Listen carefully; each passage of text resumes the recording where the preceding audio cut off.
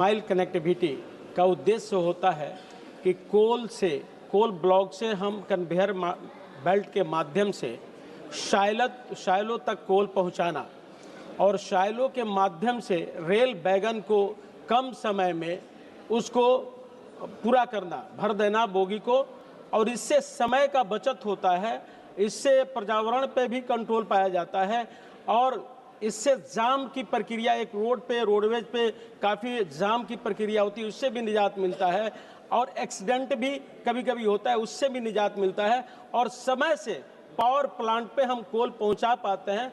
यही first mile connectivity का उपयोग है। सर, मेरा दूसरा पूरक प्रश्न है, जब कोयला क्षेत्र परिवहन अनुकूल उपाय अपना रहा है तो एफएमसी प्रोजेक्ट इस क्षेत्र की सस्टेनेबल इनिशिएटिव में कैसे योगदान दे रहे हैं? धन्यवाद सर। एक फर्स्ट माइल कनेक्टिविटी से लगभग हमारा 65 परियोजना पूरा हो चुका है और 139 परियोजना पे हम काम कर रहे हैं जो 2030 तक पूरा हो जाएगा। 139 परियोजना जिस दिन हम पूरा कर लेंगे उस दिन हम 1318 मिलियन टन कोयला को आराम से बिना रोडवेज के हम रेल कनेक्टिविटी तक पहुंचा पाएंगे कन्वेयर बेल्ट से, और इससे काफ़ी ट्रांसपोर्टिंग पे जो खर्च आता है उसमें काफ़ी राजस्व कोष को बचत होगा और पर्यावरण पे भी हम कंट्रोल कर पाएंगे, जिससे काफ़ी पर्यावरण दूषित होता है उसमें भी कंट्रोल कर पाएंगे। श्रीमती कमल जी सरावत। जी, मेरा मंत्री जी से सवाल है कि मंत्रालय और पीएसयू क्या स्टेप उठा रहे हैं जिससे कि एफएमसी प्रोजेक्ट्स को टाइमली पूरा किया जा सके। आदरणीय सभापति महोदय, आपके द्वारा बताते हुए बहुत खुशी हो रही है कि हम इसको 3-4 लेयर में उसका समीक्षा करते हैं। एक, हम वहाँ के इंजीनियर के द्वारा समीक्षा करते हैं, दूसरा सीएमडी के द्वारा समीक्षा करते हैं, तीसरा कोल सेक्रेटरिएट के द्वारा करते हैं, चेयरमैन के द्वारा करते हैं और मंत्रालय के द्वारा भी समय समय से समीक्षा करते हैं कि सही समय से प्रोजेक्ट पूरा हो। और प्रोजेक्ट पूरा होने में देरी भी होती है तो इसका मुख्य कारण होता है वन विभाग से क्लियरेंस नहीं मिलना, एनओसी नहीं मिलना, इसी के चलते विलंब होती है। डॉक्टर प्रशांत पेडोले। धन्यवाद अध्यक्ष महोदय।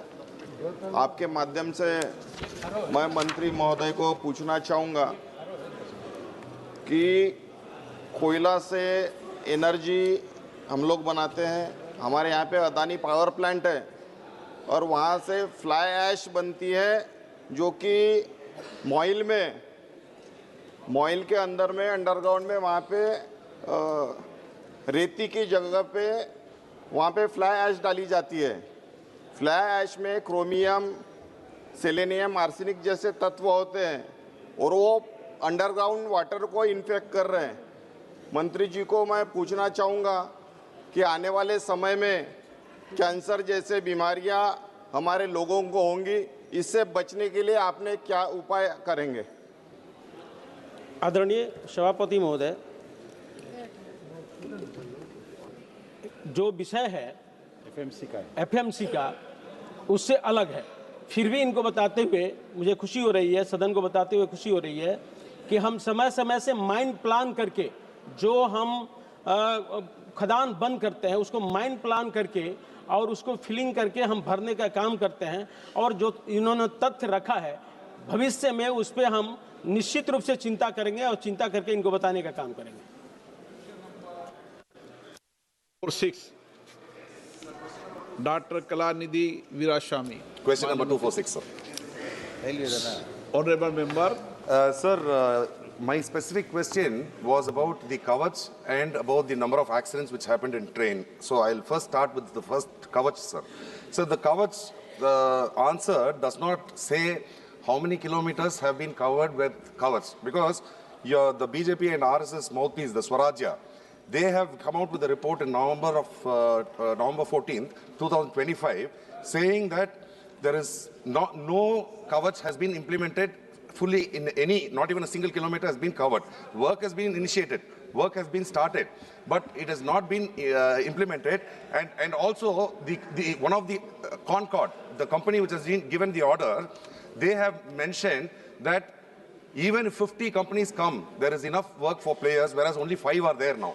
Does the government propose to include more players to ensure that instead of your target of 10 years, within 5 years, whether the kawach can be implemented where many lives of Indian lives can be saved? Very good, very good. Very good. Honorable Chairman, sir, Honorable Speaker, sir, Honorable Member has probably not read any of the questions which have been officially answered in this House. I have given very categorical statements in the past also, the exact position of the kawach implementation, and I will repeat it again for the benefit of Honorable Member. Honorable Speaker, sir, kawach is a complex system which has five major systems within. Optical fiber cable has to be laid all along the tracks. That is the first part. Second is telecom towers have to be laid at every 5 to 6 kilometers or sometimes 5 to 7 kilometers, depending upon the radio frequency availability. That is the second system. Third is at every station, a small data center, edge data center has to be installed. Fourth is trackside equipment has to be installed. Fifth is all the locomotives have to be equipped with kawach. That is the way the complex kawach system has to be implemented. Now, in this case, in the case of our Indian Railways, we have by far completed 7,129 kilometers of OFC cables, 860 telecom towers have been installed, 767 stations have been covered with data centers, 2006, the updated number is 3,413 trackside equipment have been, trackside equipment has been installed, and 4,154 locomotives have been installed. Apart from that, complete commissioning of the system is today more than 2,000 kilometers. The progress is very fast. Sir, he has referred to the entire country's progress. Please. And he has referred to, I don't know from why he is not referring to the official documents which have been already shared with the Honorable Member. And apart from that, Honorable Speaker, sir, 40,000 technicians and operators have been trained because this is a very complex and a totally new system. And wherever kawach has complete installation has been completed, I tell you, Honorable Speaker, sir, the loco pilots are so happy. In one case, the loco pilots told me, I am repeating in Hindi because that is the language in which he told me, that ये कवच train का कवच तो है ही, साथ उसके परिवार का कवच है, ऐसा उस लोको पायलट ने भी बोला। माननीय अध्यक्ष जी, ये काम ऑटोमेटिक ट्रेन प्रोटेक्शन का काम बाकी देशों ने 1970s, 1980s में किया, तब की सरकारों ने क्या किया, ये भी एक प्रश्न का जवाब इनको देना चाहिए। आप भी सरकार में थे, हमने आके 2014 के बाद में तुरंत इस पे काम चालू किया। 2016 में माननीय प्रधानमंत्री जी ने कवच के डेवलपमेंट का काम चालू किया। 2019 तक कवच का फर्स्ट वर्जन डेवलप हुआ, कवच का फाइनल वर्जन 4 2024 तक डेवलप हुआ और आज तेजी से काम चल रहा है और इसमें सारी दुनिया इस काम को अप्रिशिएट कर रही है। माननीय सांसद महोदय, बहुत अननेसेसरी आक्षेप न लगाएं। Honorable Member Supplementary. Sir, I had another supplementary, but since the Honorable Minister spoke about the loco pilots, I would like to remind this House, when Balasore, the accident happened, killing 260 odd people, this government was the one which threw aspiration on the loco pilot, where his whole family was devastated, sir. And finally, when the report came, sir, let me finish. I am not yielding, sir. I am not yielding.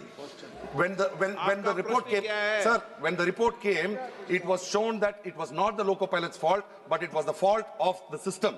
So, and by that time, several months, the family had to suffer. But my second supplementary is, when I spoke about accidents in trains, I was specifically asking for all accidents. But the reply comes as consequential accidents, which numbers it as only 3.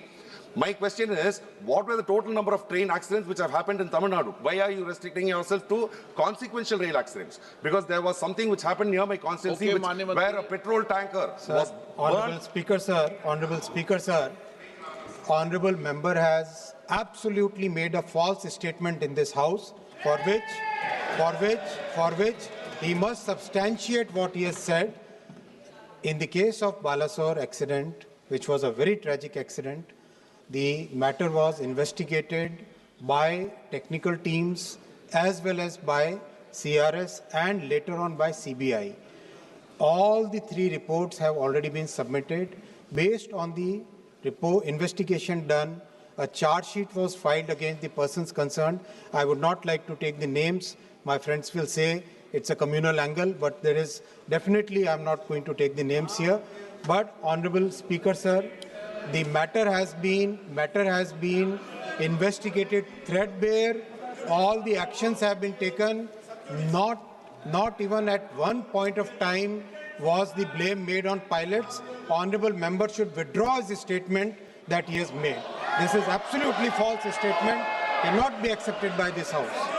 Cannot be accepted by this House. Honorable Speaker, sir, regarding railway accidents, I would like to, any incident which happens and we go to the root cause, try to figure out what is the systemic or structural problem behind that, and each and every incident we work in such detail so that whether we have to make a structural change, whether we have to train the people better, whether we have to redesign the system, whether we have to bring new components, whatever best possible has to be done on any safety-related incident. Honorable Speaker, sir, the entire team is working with full sincerity is what I can share with you in full humility. Question number 247, Susri Ikra Chaudhary. क्या बोलिए question number बोलो 247 question माननीय number मंत्री जी, statement is laid on the table of the house. Honourable member,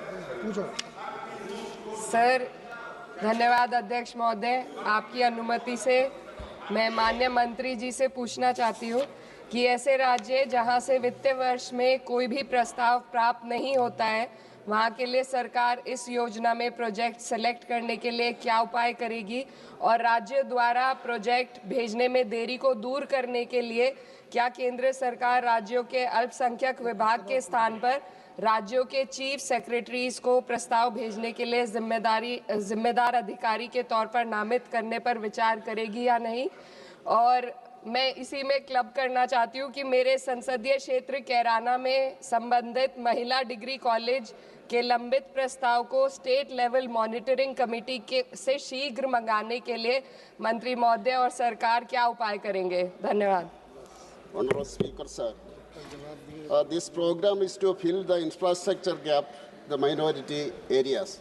It is demand-driven. If the proposal comes from the state government, the committee in central government will pass it. But the first step is that state level committee should pass it, and it should be sent to the central government, and it is from the state it should reach, and that all these funds are dispersed. That is upon the state governments. प्रश्नकाल समाप्त। माननीय सदस्यगण, मुझे कई माननीय सदस्यों का कई विषयों पर स्थगन प्रस्ताव की सूचनाएं प्राप्त हुई है।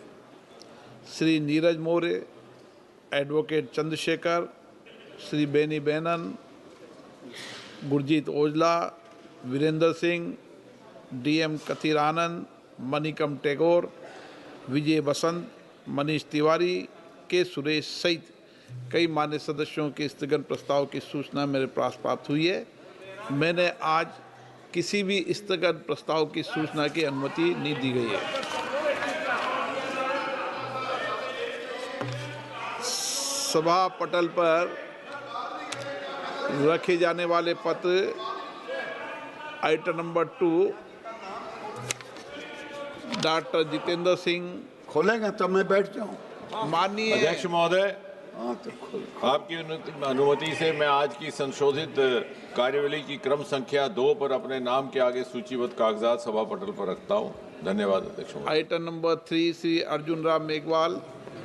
Honorable Speaker, sir, with your kind permission, I rise to lay on the table of the House papers pertaining to the Ministry of Parliamentary Affairs as mentioned against my name as per today's revised list of the business. Thank you. Item number 4 Shri Arjun Ram Meghwal. Thank you, Speaker, sir. With your kind permission, on behalf of my colleague Shri Jitin Prasad, Minister of State, Ministry of Electronics and Information Technology, I rise to lay on the table of the House the papers mentioned against his name at serial number 4 of today's revised list of the business. Thank you. Item number 5, Dr. P. Chandrasekhar ji. Honorable Speaker, sir, with your kind permission, I rise to lay on the table of the House the papers mentioned against my name at serial number 5 in today's revised list of business. Thank you. Item number 6, Shri B.L. Verma. अध्यक्ष महोदय, मैं आपकी अनुमति से आज की लोकसभा की संशोधित कार्य सूची में क्रम संख्या 6 पर अपने नाम के सम्मुख अंकित प्रपत्र सभा पटल पर रखता हूँ। Item number 7 Shri Arjun Ram Meghwal. Honorable Speaker, sir, with your kind permission, on behalf of my colleague Dr. L. Murugan, Minister of State, Ministry of Information and Broadcasting, I rise to lay on the table of the House the papers mentioned against his name at serial number 7 of today's revised list of the business. Thank you, sir. Item number 8 Shri Satish Chandra Dubey. अध्यक्ष जी, आपकी अनुमति से मैं आज के संशोधित कार्यसूची में मेरे नाम के सामने क्रम संख्या 8 पर उल्लेखित कागजातों को सभा पटल पर रखता हूँ। Item number 9 Shri Ravneet Singh. Respected Speaker, sir, with your kind permission, I raise to lay on the table of the House the papers mentioned against my name at serial number 9 in today's revised list of business. Item number 10 Shri Harsh Malhotra की अनुमति से आज की कार्यसूची में क्रमांक 10 पर मेरे नाम के सामने उल्लेखित पत्रों को सदन के पटल पर रखना चाहता हूं।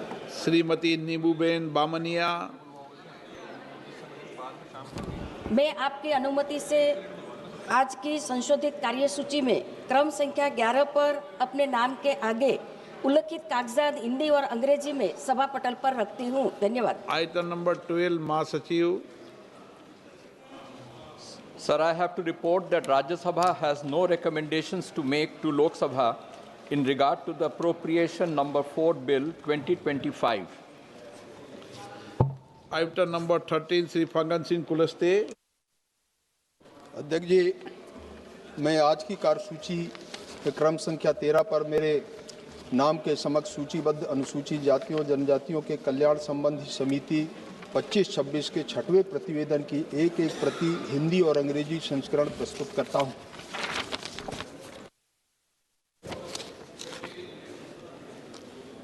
श्री फंगन सिंह कुलस्ते। महोदय, मैं अनुसूचित जातियों तथा जनजातियों के कल्याण संबंधी समिति का 28 अगस्त 2025 को भुवनेश्वर तथा 3 नवंबर 2025 से 7 नवंबर 2025 तक पचमणी, भोपाल और पणजी के अध्ययन दौरे संबंधी प्रतिवेदन की एक प्रति हिंदी तथा अंग्रेजी संस्करण सभा पटल पर रखता हूँ। धन्यवाद। Item number 15 Shri Ganesh Singh. अध्यक्ष महोदय, मैं आज की कार्यसूची में मेरे नाम के सामने यथा सूचीबद्ध अन्य पिछड़े वर्गों के कल्याण संबंधी समिति के 8वें और 9वें की गई कार्रवाई प्रतिवेदन 18वीं लोकसभा में अंतर्विष्ट टिप्पणियों सिफारिशों पर सरकार द्वारा की गई अंतिम कार्रवाई को दर्शाने वाले 2 विवरणों के हिंदी तथा अंग्रेजी संस्करण के एक प्रति सभा पटल रखता हूँ। Item number 16 D Purandeswari. Thank you, Honorable Speaker, sir. I rise to present the third report Hindi and English versions of the Committee on Empowerment of Women 2025-26 on the subject safety and protection of women in the unorganized sector pertaining to the Ministry of Labour and Employment and the Ministry of Women and Child Development. Item number 7, Shri Sunil Tatkare. Sir, I rise to present 6th report Hindi and English version on the Standing Committee of Petroleum and Natural Gas 2025-26 as listed against my name in today's list of business. Item number 18, Shri Sunil Tatkare. Sir, I rise to lay a copy of each of final action taken statement, India and English version of the government on the recommendations contained in the chapter 1 and chapter 5 of the 3rd, 4th, 5th report, 18th Lok Sabha of the Standing Committee on the Petroleum and Natural Gas as listed against my name in today's list of business. Thank you, sir. Item number 19, Sri M. Srinivasal Reddy. Thank you very much, Speaker. Sir, I rise to present the 8th report on action taken by the government on the recommendations contained in the 5th report of the Standing Committee on Housing and Urban Affairs 2024-25 on the subject Regional Rapid Transit System and role of NCRTC of the Ministry of Housing and Urban Affairs, Hindi and English versions, listed against my name in today's list of business, sir. Thank you, sir. Item number 20, Sri Anurag Singh Thakur. Thank you, Honorable Speaker, sir. I rise to present the 16th and 17th report, Hindi and English version of the Standing Committee of Coal, Mines and Steel as listed against my name in today's list of business. Item number 21, Sri Biplab Kumar Dev. Honorable Speaker, sir, I rise to present a copy each in English and Hindi of the report of the Select Committee on Insolvency and Bankruptcy Code, Amendment Bill 2025, as listed against my name in today's list of business. Thank you. Item number 21A, Biplab Kumar Dev. Honorable Speaker, sir, I rise to lay on the table a copy of the record of evidence given before the Select Committee on Insolvency and Bankruptcy Code, Amendment Bill 2025 as listed against my name in today's list of business. Thank you. Item number 22, Rao Inderjit Singh. Speaker, sir, I rise to make statements on status of implementation of recommendations of the Standing Committee on Finance contained in the 17th and 22nd reports on demands for grants of the Ministry of Planning for the years 24-25 and 25-26 respectively, listed at serial number 22 in today's revised list of business. Since the statements are lengthy, these may kindly be treated as read. Item number 23, Sri Arjun Ram Meghwal. Honorable Speaker, sir, with your kind permission, on behalf of my colleague, Dr. L. Murugan, Minister of State, Ministry of Information and Broadcasting, I rise to lay the reports, statements. 1. The status of implementation of the recommendations contained in the 11th report of the Standing Committee on Communication and Information Technology 2024-25 on the demands for grants 2025-26. Second, the status of implementation of the recommendations contained in the 56th report of the Standing Committee on Communication and Information Technology 2023-24 on the regulations of cable television in India. Thank you, sir. Item number 24, Sri Satish Chand Dubey. आदरणीय सभापति महोदय, मेरे नाम के सम्मुख निम्नलिखित बारे में वक्तव्य सभा पटल पे रखता हूं। खान मंत्रालय से संबंधित अनुदान की मांग 24-25 के बारे में कोयला खान और इस्पात संबंधित अस्थायी समिति 2024-25 के दूसरे प्रतिवेदन अंतर्विष्ट सिफारिश करवाने की स्थिति में। दूसरा, खान मंत्रालय से संबंधित अनुदान की मांगे 2025-26 के बारे में कोयला खान और इस्पात संबंधित अस्थायी समिति 2024-25 के 5वें प्रतिवेदन अंतर्विष्ट सिफारिश के करवाने की स्थिति में सभा पटल पर रखता हूं। Item number 25, Sri Ravneet Singh Bittu. Respected Speaker, sir, with your kind permission, I raise to make a statement on the status of implementation of the recommendations contained in the 4th report of the Standing Committee on Railways, 18th Lok Sabha, on construction and maintenance of rail tunnels and bridges, and including road overbridges, road underbridges, to the Lok Sabha on 11/8/2025, a statement showing implementation status of all the recommendations contained in the report is enclosed. Since the statement is voluminous, I request the same may be taken as read. माननीय सदस्य, जिन माननीय सदस्यों को आज 377 के अधीन मामले उठाने की अनुमति प्रदान की गई है, वे व्यक्तिगत रूप से तत्काल अपना अनुमोदित पाठ सभा पटल पर प्रस्तुत कर सकते हैं। आज की कार्यसूची में दो महत्वपूर्ण विधेयक कार्यसूची में है, जिसकी जानकारी आपको सबको है। मैंने कल भी आपको एक मंशा व्यक्त की थी कि हमें देर तक बैठकर कई विधेयकों पर चर्चा करनी पड़ेगी और कई महत्वपूर्ण विषय जो आपने समय समय उठाए हैं उन पे भी चर्चा करने के लिए हम बैठकर वापस में चर्चा करेंगे। इसलिए आज आइटम नंबर 27 जो महत्वपूर्ण विधेयक है, आप क्या कहना चाहते हैं? This item number 27 and 28.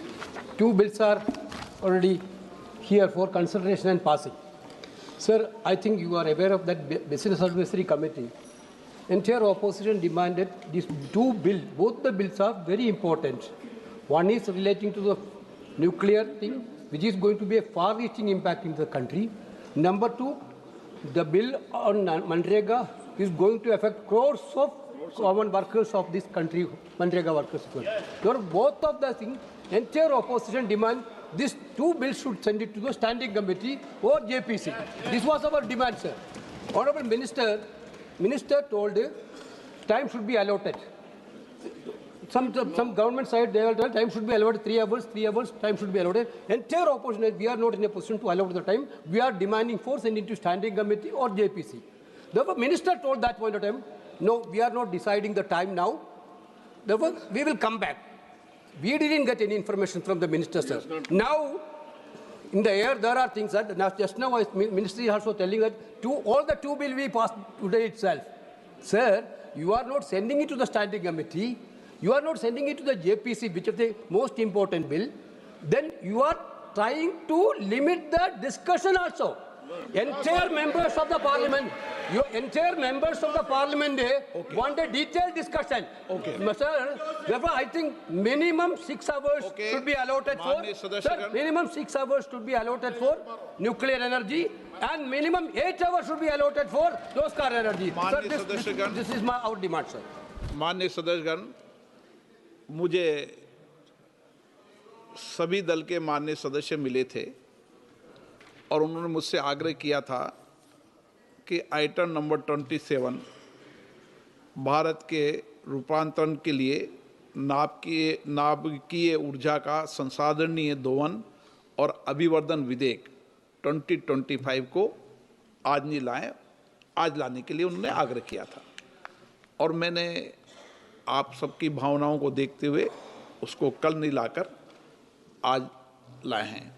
जब कल बिल जो नया बिल रोजगार वाला है उस पर भी डिटेल मैंने जब इंट्रोड्यूस हुआ था, जब डिटेल मैंने चर्चा उस पर भी करा दी थी, सबको मौका, सभी दलों को मौका दिया था। मुझे लगता है कि हम ज़्यादा से ज़्यादा बिजनेस को निपटाएं, देर रात तक बैठें, चर्चा करें, सबका मत आए, सबको 4 घंटे 2 घंटे 6 घंटे जो भी आप समय होंगे समय देंगे, लेकिन सबको मौका दूंगा। देर रात तक बैठें, देश की जनता को लगना चाहिए कि माननीय सांसद बहुत गंभीरता से कई मुद्दों पर देर रात तक बैठकर चर्चा करते हैं। एक अच्छा मसूद है। आप क्या कहना? हमने जैसे केसी वेणुगोपाल जी ने सही कहा, बिजनेस एडवाइजरी कमेटी में उन्होंने इसको कमेटी में भेजने के लिए रिक्वेस्ट किया और बाकी बिजनेस एडवाइजरी कमेटी में मेंबर ने भी कहा। साथ साथ दूसरा मांग उन्होंने रखा कि और एक पब्लिक इम्पोर्टेंस विषय पे चर्चा होना चाहिए, स्पेशल डिस्कशन, जो माननीय नेता प्रतिपक्ष श्रीमान राहुल गांधी जी ने उठाया था, हमने उस समय भी कहा कि सरकार चर्चा के लिए रेडी है। समय हमारे पास सीमित है। 19 को ये शीतकालीन सत्र समाप्त हो जाएगी।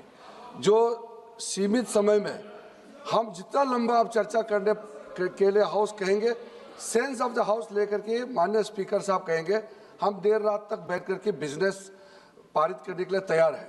जितना पर्याप्त सदन मेंबर को बोलने के लिए मौका देगा, उतना अच्छा स्पीकर साहब समय देता ही है। हमारा कोई आपत्ति नहीं है। मेरा सिर्फ इतना कहना है कि क्योंकि हमने कल ये बिजनेस लिस्ट किया था और माननीय सदस्यों का रिक्वेस्ट पर स्पीकर साहब ने एटॉमिक एनर्जी वाला शांति बिल को आज के लिए उसको पोस्टपोन किया। हम इंश्योरेंस आप लोगों ने साथ दिया, मैं उसके लिए धन्यवाद। लेकिन आज इस दोनों विधायक को अगर हम देर रात तक भी चर्चा करना पड़ेगा, दोनों को पारित करने के लिए सरकार की तरफ से तैयार है।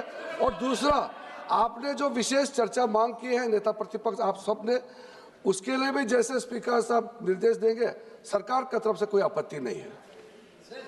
आइटम नंबर 27, भारत के रूपांतरण के लिए नाभिकीय ऊर्जा का संसाधनीय दोहन और अभिवर्धन विधेयक 2025। माननीय मंत्री महोदय।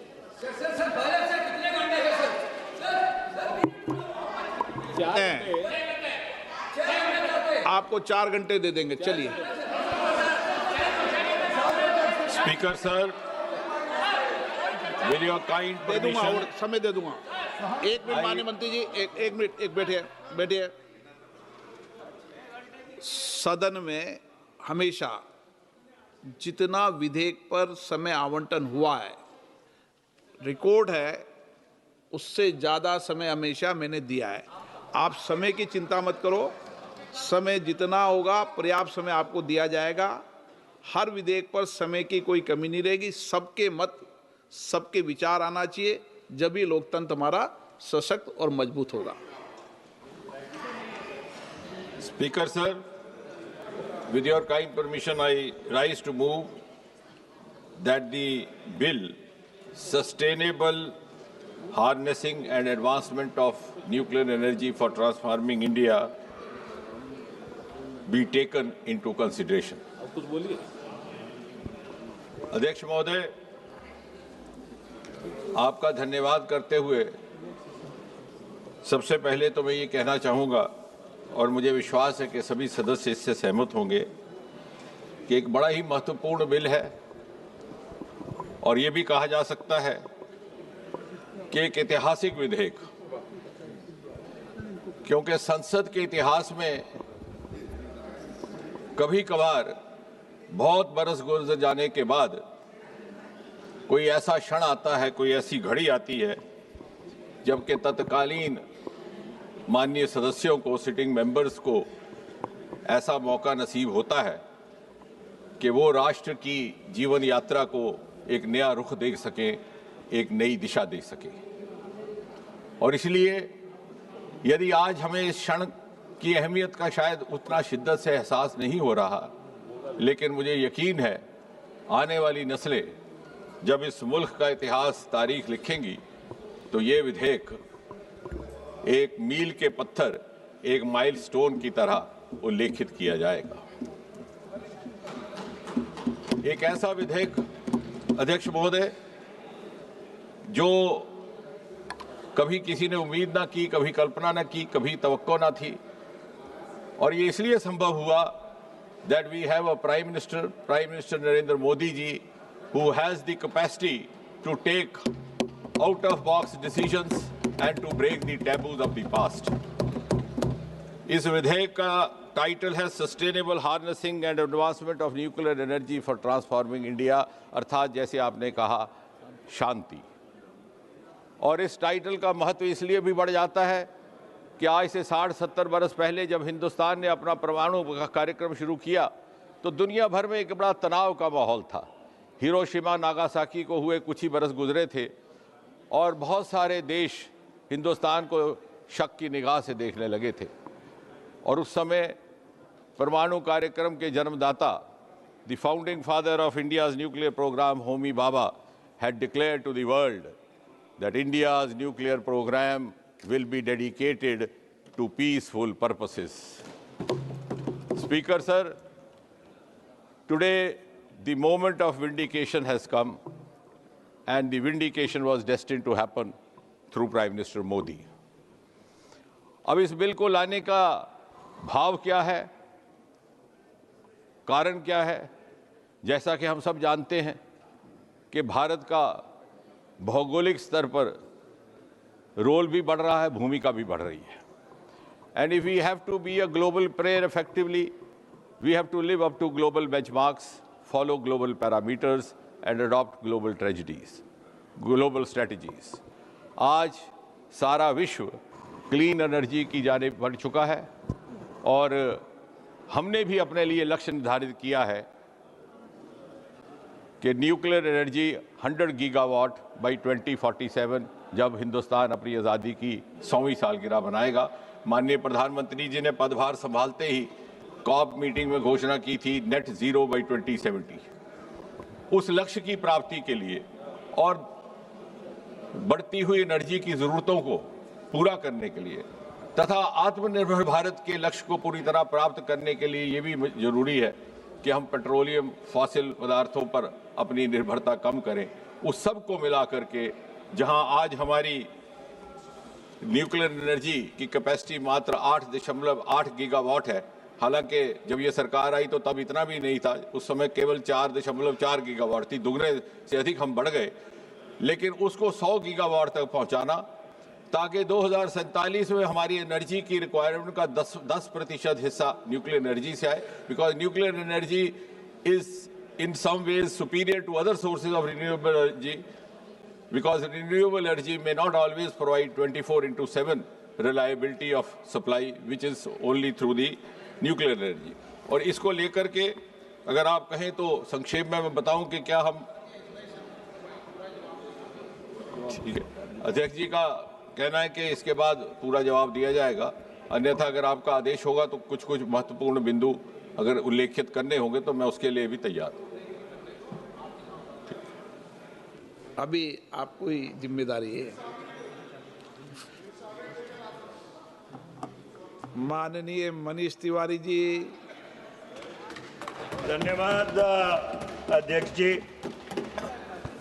Mr. Speaker, sir, I rise to oppose the sustainable harnessing and advancement of nuclear energy for transforming India, alias the Shanti Bill 2025. This bill seeks to repeal two seminal legislations, Mr. Speaker, sir. The Atomic Energy Act of 1962 and the Civil Liability for Nuclear Damages Act 2010 and replace it with a new architecture. Since the Honorable Minister, in his introduction, chose to speak about the history of India's nuclear program, allow me to spend 5 minutes recapping as to how did we get to this point. It was India's first Prime Minister, Pandit Jawaharlal Nehru, who pioneered India's nuclear quest. On the 3rd of August 1948, he set up the Atomic Energy Commission, which was anchored by the legendary scientist, the late Dr. Homi Bhabha. On the 3rd of January 1954, it was the Nehru government which set up the Atomic Energy Establishment in Trombay. And on the 12th of January 1967, after the very tragic demise of late Dr. Homi Bhabha in a plane crash, AI 101 went into Mont Blanc, the mountain, on the 24th of January 1966. The Atomic Energy Establishment in Trombay was dedicated in his name and renamed as the Bhabha Atomic Research Center. India's nuclear program till about the late 60s or even the early 70s was a peaceful quest. But it was on the 18th of May 1974 that Prime Minister, late Mrs. Indira Gandhi, carried out the first peaceful nuclear explosion. The test was called the Smiling Buddha, and the Buddha did indeed smile. And it would be important here to recap that Bangladesh 1971, the peaceful nuclear explosion of 1974, and then the incorporation of Sikkim into India in 4 years, Mrs. Gandhi had changed the geopolitical map of South Asia and put India on the nuclear stage globally. However, when a nation takes bold steps, it comes with a consequence. And India's peaceful nuclear explosion came with the consequence that the P5 nations, those who had established the Nuclear Non-Proliferation Treaty in 1967, came together and formed the Nuclear Suppliers Group, but also called the London Club. And interestingly, these were about 14 countries which went across the Cold War divide, the East Bloc and the West Bloc. And the only objective of the Nuclear Suppliers Group or the London Club was to deny India access to nuclear technology. On the 11th and the 13th of May 1998, Prime Minister Mr. Atal Bihari Vajpayee, late Mr. Atal Bihari Vajpayee, carried out India's second series of nuclear tests, but the sanctions against India only tightened after that, despite the Jaswant Singh Strobe-Talbot dialogue, which went across a couple of continents at that point in time. Finally, it fell to a UPA government under the leadership of Prime Minister Dr. Manmohan Singh to break that nuclear apartheid. And it was in the July of 2005 that the Indo-US nuclear deal was initiated. On the 18th of August 2008, the India-IAE Safeguards Agreement was signed. On the 6th of September 2008, India got a waiver from the Nuclear Suppliers Group, and we've not got that waiver after that till now. It has been over 17 years, and we've not got membership of the Nuclear Suppliers Group. And finally, on the 10th of October 2008, the Indo-US Civil Nuclear Deal, also called the 123 Agreement, was signed. And ironically, while Prime Minister Dr. Manmohan Singh's government was trying to break nuclear apartheid, जो परमाणु रंग भेद नीति थी, उसको जब तोड़ने का प्रयास किया जा रहा था, हमारे परम मित्र जो उस तरफ बैठे हैं, उन्होंने क्या किया? वो 23 जुलाई 2008 को उस सरकार के खिलाफ, जो भारत की परमाणु रंग भेद से जो पीड़ित था, उसको तोड़ने की कोशिश कर रहे थे, उनके खिलाफ इस सदन में अविश्वास प्रस्ताव लेके आए। It is important that you reflect on your own conduct. When the UPA government was trying to break India's nuclear isolation and nuclear apartheid, you brought a vote of no confidence against that government. It's another matter that no confidence motion was defeated 275 to 256 with 11 abstentions. Now let me, अरे इतिहास तुमको समझाना बहुत जरूरी है. History is very important because you people tried to derail India's nuclear program. You tried to derail India's nuclear program. You were an impediment in breaking India's nuclear apartheid. That's a history that you should not forget. That's a history you should not forget. You covered yourself with ignominy. आपने भारत का जो परमाणु trajectory थी उसको Daryl करने की कोशिश की राजनीतिक कारणों से। अध्यक्ष जी इनको बिठाइए। Let the house be in order. Let the house be in order. Let the house be in order.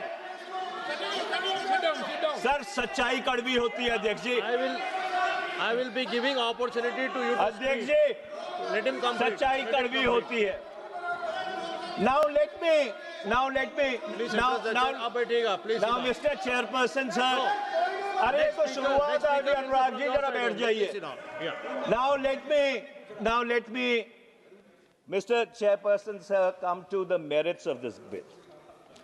Now government has brought the present bill to open up the civilian nuclear sector to private participation. Clause 3-1-C of the bill.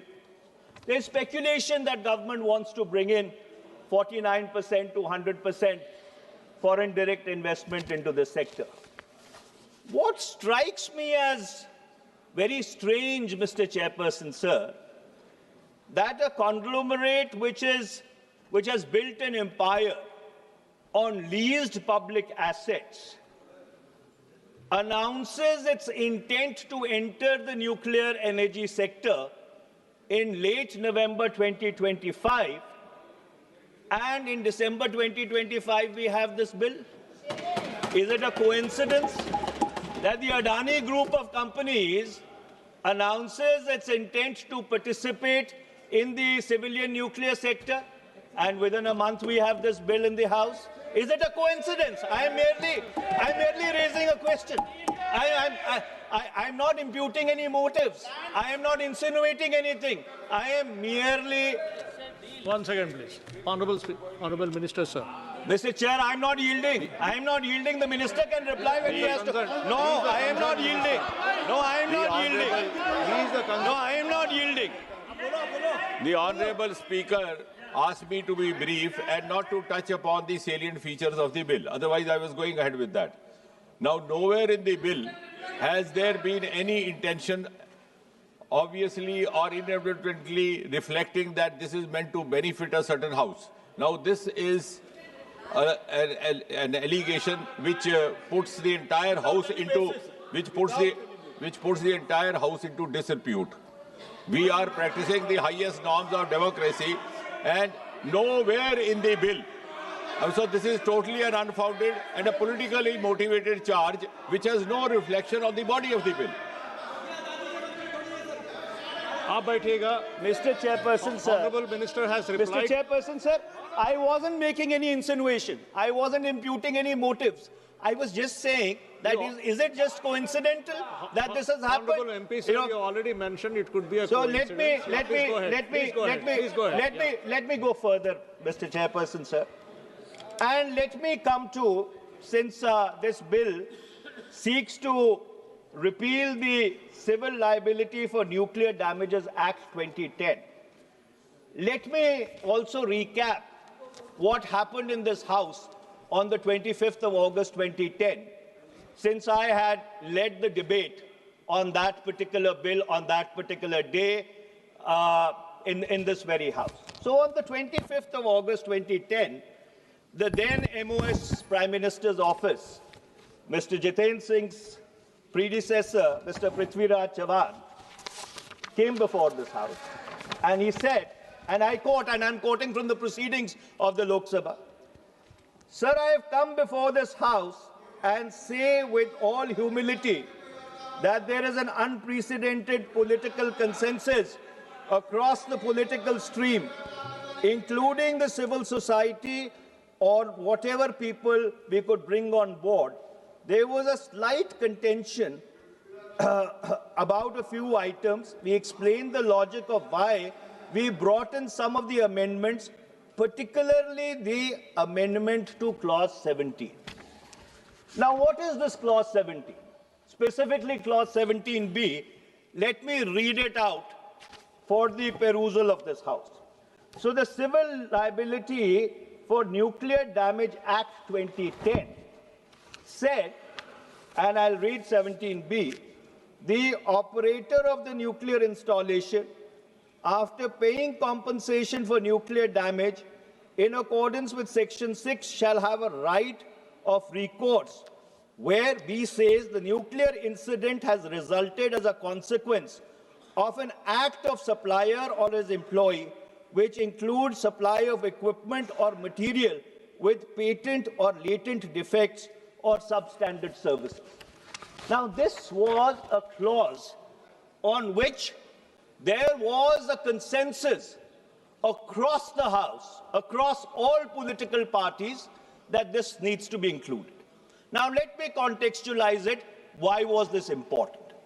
Because the Department of Atomic Energy, which leads India's nuclear program, felt that if we are going to be going into a collaboration where foreign suppliers are going to come in, there needs to be a clause in the bills or a section in the Act whereby if there is a nuclear incident because of the design in the product which has been supplied, that nuclear supplier should be made liable.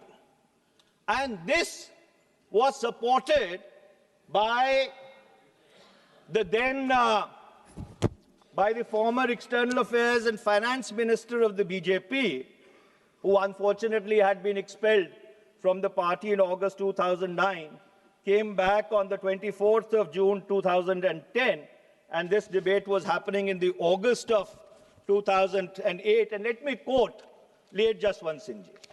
So late Jaswant Singh Ji, while speaking on the bill, he says, it is really clause 17B of the bill, dealing with the operator's right to recourse or the right to recourse, which then became a bone in our throat. बोले वो हमारी गली में हड्डी फंस गई. You have worked overtime to remove that bone. So late Mr. Jaswant Singh, the left parties, every other section of this House was unanimous that suppliers' liability should form a part of the civil nuclear liability regime. And what do I find? What I find is that when you read clause 11 of the present bill, and the minister is here, if I'm making a mistake, I'm open to be corrected. But I did not find a single clause or a single word which says anything about supplier liability. The supplier liability has been completely removed. Now, God forbid, if a nuclear accident or a nuclear incident was to take place, and since we are going to be dependent upon foreign suppliers, especially when we are opening up the nuclear energy sector to private participation, we are going to allow foreign direct investment, 49%, 51%, 76%, 100%. I do not know how much to come in. Then, under those circumstances, shouldn't the supplier be liable? If there is a defect in the product, in fact, it is going to indemnify your own domestic players about whom you made such a big noise a while ago. God forbid, if some incident was to take place. And so therefore it is very important. I know a large number of countries around the world have had reservations with regard to suppliers' liability, now going back 15 years. And I do not want to get into the business of naming countries or companies, but it is important to understand, and the minister must explain, how removing the supplier liability clause is actually going to help. In my humble estimation, it is going to harm India. Now let me move on to the next aspect, clause 70. Now the Atomic Energy Regulatory Board, there has been a lot of concern now going back many, many years, Mr. Chairperson, sir, that is the Atomic Energy Regulatory Board really autonomous? Or is it an extension of the Department of Atomic Energy? If we are opening up India's nuclear energy sector to private participation, what you require is an autonomous, independent regulator who can be a neutral umpire. Since there is no clarity in the bill about how independent or autonomous the regulator is, I would definitely want the minister to clarify with regard to this. Next, I come to clause 30, the liability clause. Now, Mr. Speaker, sir, there have been a couple of big nuclear accidents. The 3 Mile Island accident on 28th March 1979, Chernobyl 26th April 1986, Fukushima 11th March 2011, and there is continuing concern over the Zaporizhzhia nuclear reactor in Ukraine, which is now under Russian control. So therefore, when you talk about nuclear energy or you talk about a nuclear incident, the consequences can be absolutely alarming. Now, clause 13 limits the liability to 300 million SDR, special drawing rights, which is approximately about 410 million US dollars. Even in the case of the Bhopal gas tragedy, the compensation awarded was $470 million. And this I'm talking about 15 years back. Why is the government imposing these liability caps? In fact, the liability should be at least 10,000 crores, irrespective of whether a reactor is 3,600 megawatt or a reactor is 100 megawatt, because God forbid if a nuclear incident takes place, the damage either ways can be catastrophic. So I have not understood this concept of a graded liability, and I would be very happy to be enlightened by the minister on this. Now I come to clause 15.3 of the bill. Shanti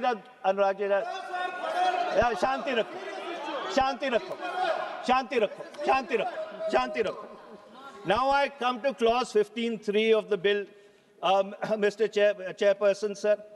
Now, it exempts government-owned nuclear installations from insurance cover. It says government-owned nuclear installations do not require insurance cover. I ask why. And if the answer of the government is going to be that government-owned nuclear installations have a sovereign cover, then that should be made a proviso in the bill. Yes. Then there should be a proviso in the bill that should say that the central government will assume liability in case of a nuclear incident installing any of the government's nuclear installations. That should be explicitly stated in the bill. Then let me come to clause 19A, clause 25, subclause 4, subclause B, disposal of radioactive waste. Now, Mr. Chairperson, sir, spent fuel, uranium and plutonium remains toxic for thousands and thousands of years. Most countries store this in the facility itself. Now, this bill, except mentioning this fact, does not provide a robust framework as to how radioactive waste needs to be dealt with. It cannot be a function of delegated legislation, left to rules and regulations. This is a very serious issue. There has to be a schedule to the bill which explains as to how radioactive waste should be dealt with. My penultimate 2 points, and I'm going to conclude, Mr. Chairperson, sir. Now, what this bill is doing, it is prioritizing uranium-based reactor technologies, which undermines the entire third stage of India's nuclear program, which is thorium-based, and also the molten salt technology, MSR reactors, which should have been the logical path or the logical corollary of India's nuclear trajectory. Now, when I looked at this bill, and I looked at it in great detail, the sense that I got that if this bill goes ahead in this present form, it will undermine India's energy independence, and it will also undermine India's commitment to its clean energy goals. So under those circumstances, with the greatest amount of humility and an absolute sense of profound responsibility, I would humbly like to demand, request, beseech the government that this bill is very important. Please send it to a joint parliamentary committee. And by the way, Mr. Chairperson, sir, since there was a paucity of time, I've only made the highway points, what we in law call the highway points. There is a lot of devil in the detail, which I have not even come to. And so therefore, this bill needs to be examined word by word, line by line, and only after that should this bill come back to this House. Thank you very much, Mr. Speaker, sir, Mr. Chairman, sir. माननीय श्री शशांक मणि जी।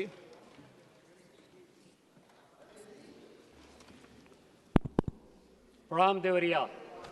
अध्यक्ष महोदय, आज आपने मुझे एक महत्वपूर्ण विधेयक पर चर्चा करने के लिए समय दिया, इसके लिए आपको धन्यवाद देता हूं। यह विधेयक मेरे हिसाब से देश को नई गति देगा और विकसित भारत के रथ को आगे बढ़ाएगा। यह बिल आदरणीय प्रधानमंत्री जी के प्रत्यक्ष नेतृत्व के कारण इस सदन में उपस्थित है और इस बिल के कारण मेरे हिसाब से देश के हर व्यक्ति को लाभ मिलेगा।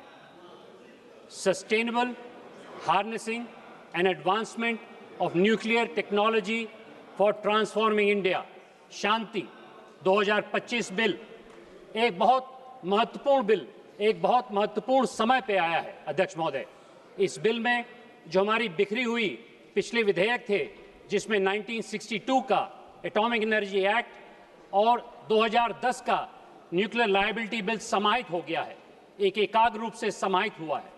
और इसमें मैं समझता हूं कि आदरणीय प्रधानमंत्री जी के सबके प्रयास की भी ऊर्जा है। इसमें न केवल सरकार, समाज और प्राइवेट सेक्टर का पूरा निवेश होगा, और उसी के साथ साथ सबसे ज्वलंत समस्या हम सबको दिख रही है कि कैसे हम लोग अपने आधारभूत ढांचे को, अपनी एनर्जी सिक्योरिटी को आगे ले जाएं, लेकिन उसी के साथ साथ हम लोग अपने पर्यावरण का भी ध्यान दें। लेकिन इस बिल में अध्यक्ष महोदय अन्य उपलब्धियों का भी उल्लेख है, जैसे कि इस बिल में परमाणु टेक्नोलॉजी से, प्रौद्योगिकी से, कृषि उद्योग में, हमारे फूड सिक्योरिटी में, स्वास्थ्य केंद्रों में, उद्योग में, अन्य चीज़ों में भी बहुत बड़ा निवेश होगा। इसलिए मैं समझता हूं कि इस बिल की उपयोगिता न्यूक्लियर एनर्जी से भी ज़्यादा बड़ी है। अध्यक्ष महोदय, हमारा देश स्वावलंबन में, आत्मनिर्भरता में बहुत सालों से परमाणु उपयोग में आगे बढ़ता रहा है। कुछ लोगों को उल्लेख किया गया, लेकिन उसमें होमी भाभा जी और विक्रम साराभाई जी का बहुत बड़ा योगदान है। मैं आज वंदे मातरम के 150वें वर्षगांठ पे इन महापुरुषों का नमन करता हूं, क्योंकि उनके होते होते आज की तारीख में हम लोगों ने अपनी अर्थव्यवस्था ही नहीं, अपनी सुरक्षा के लिए भी अपने आप को संभल रखा है। और मैं चुनौती देना चाहता हूं विपक्ष को, जिन्होंने बात करी परमाणु बम की, तो जब तक अटल जी ने यह निर्णय नहीं लिया कि हम लोग अपने परमाणु में सिक्योरिटी में 1978 में पूरी तरह से 1998 में पूरी तरह से अपने आप को सक्षम करेंगे, तब तक 24 साल तक पूर्ववर्ती सरकारें शिथिल बैठी रहीं, स्टेल्थ मोड में चलाती रहीं। ये गलत है। हम लोगों ने पहली बार इसका नेतृत्व किया और उसके होते होते आज की तारीख में हम लोग सशक्त राष्ट्र हैं। लेकिन अध्यक्ष महोदय, सिर्फ सुरक्षा से आज की तारीख में काम नहीं चलेगा। आज की तारीख में परमाणु उपयोग का मेरे हिसाब से प्रयोग कई अन्य दिशाओं में भी होना चाहिए, और इसके लिए सबके प्रयास की जो आभा इस बिल में है उसकी मैं सराहना करता हूं, उसका मैं एक तरह से साधुवाद करता हूं। अध्यक्ष महोदय, इस बिल में एक बहुत महत्वपूर्ण चुनौती का सामना करने के लिए हम लोग ने इस बिल को लाए हैं, और उसमें थर्मल पावर की वजह से अगर किसी भी व्यक्ति को अपने एनर्जी सिक्योरिटी के होते होते आगे चलना पड़ेगा तो इसमें प्रदूषण बहुत होगा, इसलिए बहुत महत्वपूर्ण है। और उसी के साथ साथ थर्मल पावर के साथ साथ टिकाऊ व्यवस्था, जैसे कि आज की तारीख में डेटा सेंटर में 24/7 बिजली की आवश्यकता है। और उसमें हम लोग को टिकाऊ बिजली की आवश्यकता है। इसमें न्यूक्लियर एनर्जी की बहुत बड़ा प्रयोग होगा। लेकिन उसी के साथ साथ मैं समझता हूं कि हम पहले ऐसे देश नहीं हैं, कई ऐसे देश हैं जिन्होंने टिकाऊ व्यवस्था में न्यूक्लियर एनर्जी का प्रयोग किया है। उदाहरण के तौर पे फ्रांस को देखिए, फ्रांस में लगभग 65% बिजली आज की तारीख में न्यूक्लियर की व्यवस्था से हो रही है, और यूनाइटेड स्टेट्स अमेरिका में भी प्राइवेट सेक्टर उसकी 80% की बिजली ले रहा है। मतलब विश्व की बिजली का सबसे बड़ा खपत यूनाइटेड स्टेट्स अमेरिका में है, वहां पर लगभग 30% बिजली न्यूक्लियर की है, वहां पर 80% प्राइवेट सेक्टर दे रहा है। तो जो सेफ्टी की बात विपक्ष करता है, उसमें सिद्ध हो गया कई सालों से कि प्राइवेट सेक्टर भी सेफ्टी के मामले में हो सकता है यदि उसको ठीक ठाक रूप से सुचारू किया जाए। अध्यक्ष महोदय, इस बिल के होने के लिए मैं 5 बिंदु रखना चाहता हूं। क्या कारण है इस बिल को ले जाने के लिए? सर्वप्रथम, विकसित भारत के लिए, जैसा कि मंत्री जी ने बताया, हम लोग को 100 गीगावाट की आवश्यकता है, जो कि परमाणु से हुआ है। और उसमें अगर आज के परिवेश में देखा जाए, जो 9 गीगावाट की व्याख्या की गई, उसमें आज की तारीख में सिर्फ 2% बिजली न्यूक्लियर की है, और उस समय 10% हो जाएगी। अगर इस 100 गीगावाट को आगे ले जाना है तो उसमें आज की तारीख में NPCIL न्यूक्लियर पावर कॉर्पोरेशन 50 की जिम्मेदारी ले सकता है। लेकिन अन्य 50 के लिए हमें और साधन चाहिए, हमें और टेक्नोलॉजी चाहिए और लोग चाहिए, ताकि इसमें विकसित भारत में कोई कमी न रहे। इसके लिए बहुत महत्वपूर्ण है कि हम लोग प्राइवेट सेक्टर को लाएं, हम लोग अन्य निवेशों को लाएं, बहुत महत्वपूर्ण इसकी आवश्यकता है। और उसी के साथ साथ दूसरी आवश्यकता ये भी है कि हम लोग आने वाले समय में NPCL, जो एकाग्र रूप से आज की तारीख में हमारे देश में इसका नेतृत्व कर रहा है, उसमें एक मोनोपोली पावर है। जब किसी भी चीज़ की मोनोपोली होती है तो उसमें मेरे हिसाब से नवाचार नहीं होता है। नवाचार के अभाव में अपना ये इंडस्ट्री आगे नहीं बढ़ पाएगा, और इसके लिए अध्यक्ष महोदय बहुत आवश्यक है कि हम लोग अन्य लोगों को लाएं। और इसके होते होते इस बिल में बहुत महत्वपूर्ण प्रावधान है कि कैसे हम लोग प्रौद्योगिकी, पूंजी और प्रतिभा के आधार पर अन्य चीज लाएं। और उसके लिए 20,000 करोड़ का निवेश आदरणीय निर्मला सीतारमण जी ने पिछले बजट में SMR रिएक्टर के लिए दिया था, क्योंकि SMR के माध्यम से आज की तारीख में न्यूक्लियर पावर भी विकेंद्री हो रहा है। SMR मतलब स्मॉल मॉड्यूलर रिएक्टर के माध्यम से इस प्रकार की हवा चल रही है। तीसरा कारण यह है कि विधेयक में परमाणु प्रौद्योगिकी को भूमिका का भी विस्तार हो रहा है। अध्यक्ष महोदय, इसमें ईंधन चक्र की गतिविधियां, उपकरण निर्माण, बिजली उत्पादन और संयंत्र संचालन भी शामिल है, यह भी कड़े सुरक्षा मानकों की निगरानी में। इसके अतिरिक्त इसमें फॉरेन डायरेक्ट इन्वेस्टमेंट का 49% का प्रावधान है। इसका मतलब यह है कि अगर हम लोग को धन की आवश्यकता होगी तो कोई कमी नहीं होगी उस विकसित भारत के रथ को आगे ले जाने के लिए। मैं बताना चाहता हूं सदन को कि जब मैं सिंदूर के लिए वाशिंगटन DC गया था तो कई वहां के पॉलिसी एक्सपर्ट्स ने इसके बारे में हमसे प्रश्न पूछे, उत्सुकता थी। मेरा पूरा विश्वास है कि फॉरेन डायरेक्ट इन्वेस्टमेंट भी इसमें आएगा। चौथा कारण यह है कि विधेयक परमाणु ऊर्जा नियामक board, atomic energy regulatory board, जिसकी चर्चा भी की गई, उसके माध्यम से नियामक ढांचे को सुदृढ़ करता है, जो उद्योग के लिए सुरक्षा सहित सभी आवश्यक नियम सुनिश्चित करेगा। यह ध्यान देने के योग्य है कि परमाणु ऊर्जा 1962 से लागू हुआ है और तब से अब तक प्रौद्योगिकी और प्रक्रियात्मक में व्यापक परिवर्तन हो चुका है। यह नया नियामक ढांचा सुनिश्चित करेगा कि उद्योग कड़े सुरक्षा मानकों का पालन करके अनुसंधान एवं विकास R&D सरकार के साथ ही रहेगा। ये भी इस विधेयक में है, ये बहुत महत्वपूर्ण है। भारत अंतर्राष्ट्रीय परमाणु ऊर्जा एजेंसी के परिवहन, निगरानी और ईंधन वापसी के जुड़े हुए नियमों का प्रारंभिक हस्ताक्षर कर रहा है और यह नियम इसके अनुरूप चलेगा। अंत में यह विधेयक परमाणु उद्योग के लिए आधुनिक और एकीकृत कानून ढांचा प्रस्तुत करेगा। अभी इसका उल्लेख कर रहे थे, जिसमें एक समर्पित परमाणु न्यायाधिकारी, परमाणु दायित्व व्यवस्था में सुधार और निवेश का आकर्षण होगा। मैं समझता हूं जिस जोखिम की बात की वो सरासर गलत है। इसमें बहुत जिम्मेदारी से इसका संचालन के लिए आकार दिया गया है, जिसमें अंतर्राष्ट्रीय परमाणु ऊर्जा एजेंसी का जो SDR का उल्लेख किया गया था वो बड़े जिम्मेदारी से किया गया है और मेरे हिसाब से अंतर्राष्ट्रीय नियमों के हिसाब से किया गया है। और मुझे बताया गया है कि 2000 करोड़ रुपए का प्रावधान ऑलरेडी हम लोगों ने ले लिया है। अध्यक्ष महोदय, कुछ ऐसे विषय हैं जिसके लिए मुझे पहली बार इस सदन में अंग्रेजी में बोलने का मौका मिल रहा है, क्योंकि मैं समझता हूं कि कुछ ऐसी टेक्निकल चीज़ें हैं जिसके बारे में आपसे बात करना चाहता हूं अंग्रेजी में। Speaker sir, at the outset the bill clarifies the scope of nuclear energy for modern India. The definition clauses explicitly extend nuclear applications to healthcare, agriculture, food preservation, water management, industry, research, and emerging sectors such as artificial intelligence, quantum technologies, and semiconductor fabrication. Speaker, sir, this is a very important point. It legally recognizes nuclear energy not merely as a power source, but as an enabling infrastructure for a technology-driven economy. This is extremely important, sir, because in this case, the definition of nuclear energy and nuclear power has been transformed by this bill. This is fundamental. For instance, by defining radiation facilities separately from nuclear power plants, the bill brings medical imaging centers, cancer radiographic therapy units, and industrial irradiation facilities within a uniform safety framework, reducing regulatory ambiguity and improving compliance. Adhyaksh Mahoday, one of the most consequential features of the bill is the introduction of a structured licensing and safety authorization regime under Chapter 2. Clause 3 allows not only government entities, but also government companies, private companies, and joint ventures to apply for licenses to set up, operate nuclear facilities subject to strict conditions. This marks a clear policy shift towards controlled private sector participation. And I emphasize the word control, the Honourable Speaker, sir. At the same time, the bill draws a firm red line by reserving sensitive activities such as fuel reprocessing, enrichment beyond notified thresholds, and high-level waste management exclusively for the central government. This balance helps attract investment and technological collaboration without diluting sovereign control over strategically sensitive parts of the nuclear fuel cycle. Safety is non-negotiable. Clause 4 mandates safety authorization for all users of radioactive substances and radiation-generating equipment, including their manufacture, transport, storage, and disposal.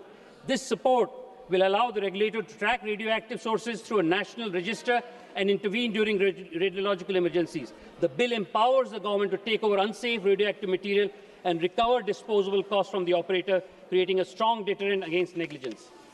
The provision of mining resources under Clause 5 reinforces India's long-standing policy of state control over uranium and thorium. Any discovery of such materials must be reported to the government, and all extracted material vests in the central government. This ensures resource security for India's three-stage nuclear program and its long-term goal of thorium utilization, while also allowing compensation where private interests are affected.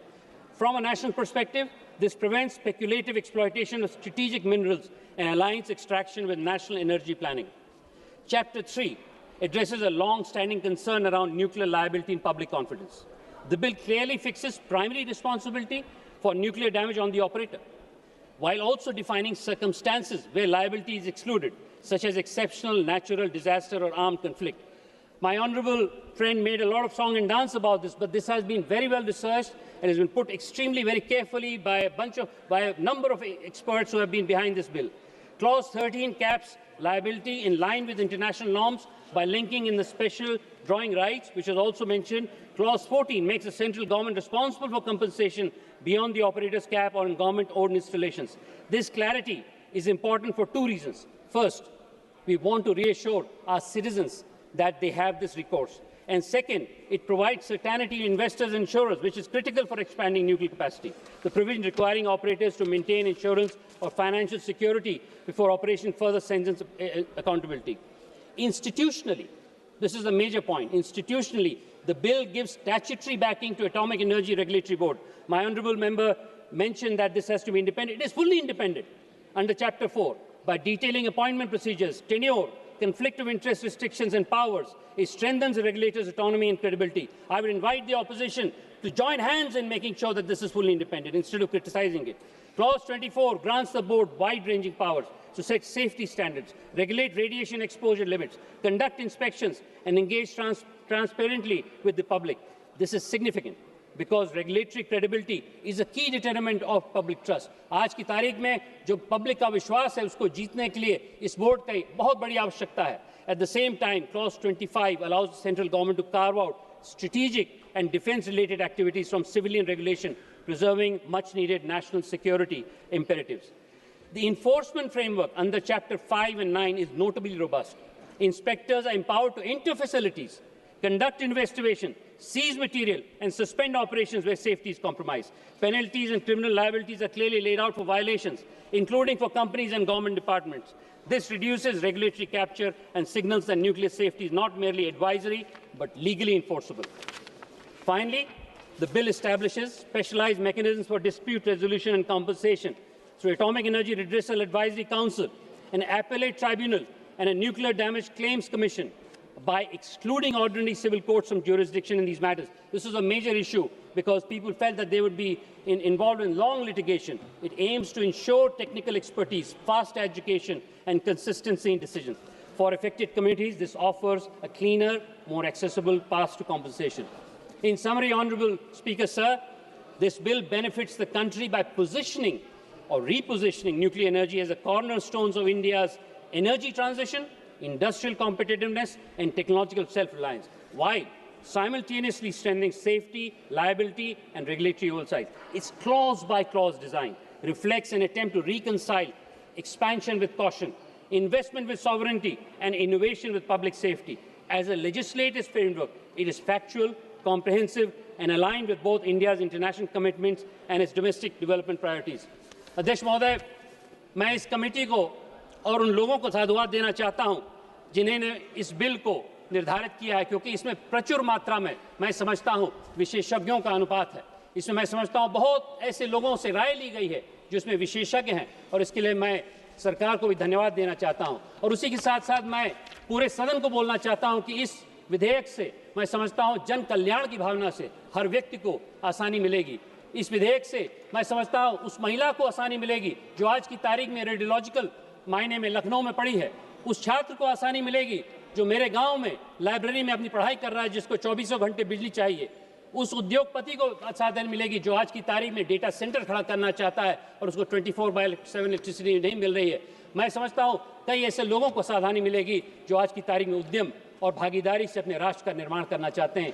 ये bill मेरे हिसाब से हर व्यक्ति को कुछ न कुछ देगा। इसका मैं आशा करता हूं कि यहाँ के सभी सदस्य इसको आगे ले जाने के लिए प्रतिबद्ध रहेंगे।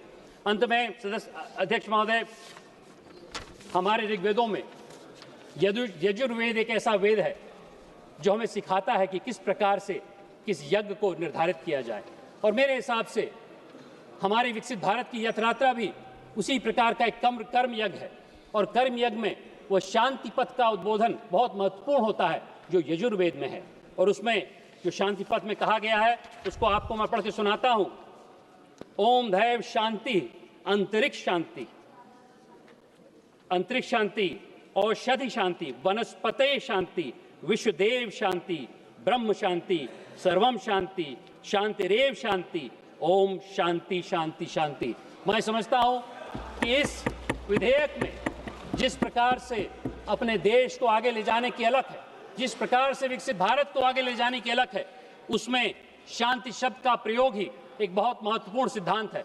मैं इस विधेयक को पूरी तरह समर्थन करके अपनी वाणी को विराम देता हूं। जय हिंद, जय भारत। धन्यवाद जी। माननीय श्री आदित्य यादव जी। धन्यवाद अध्यक्ष महोदय।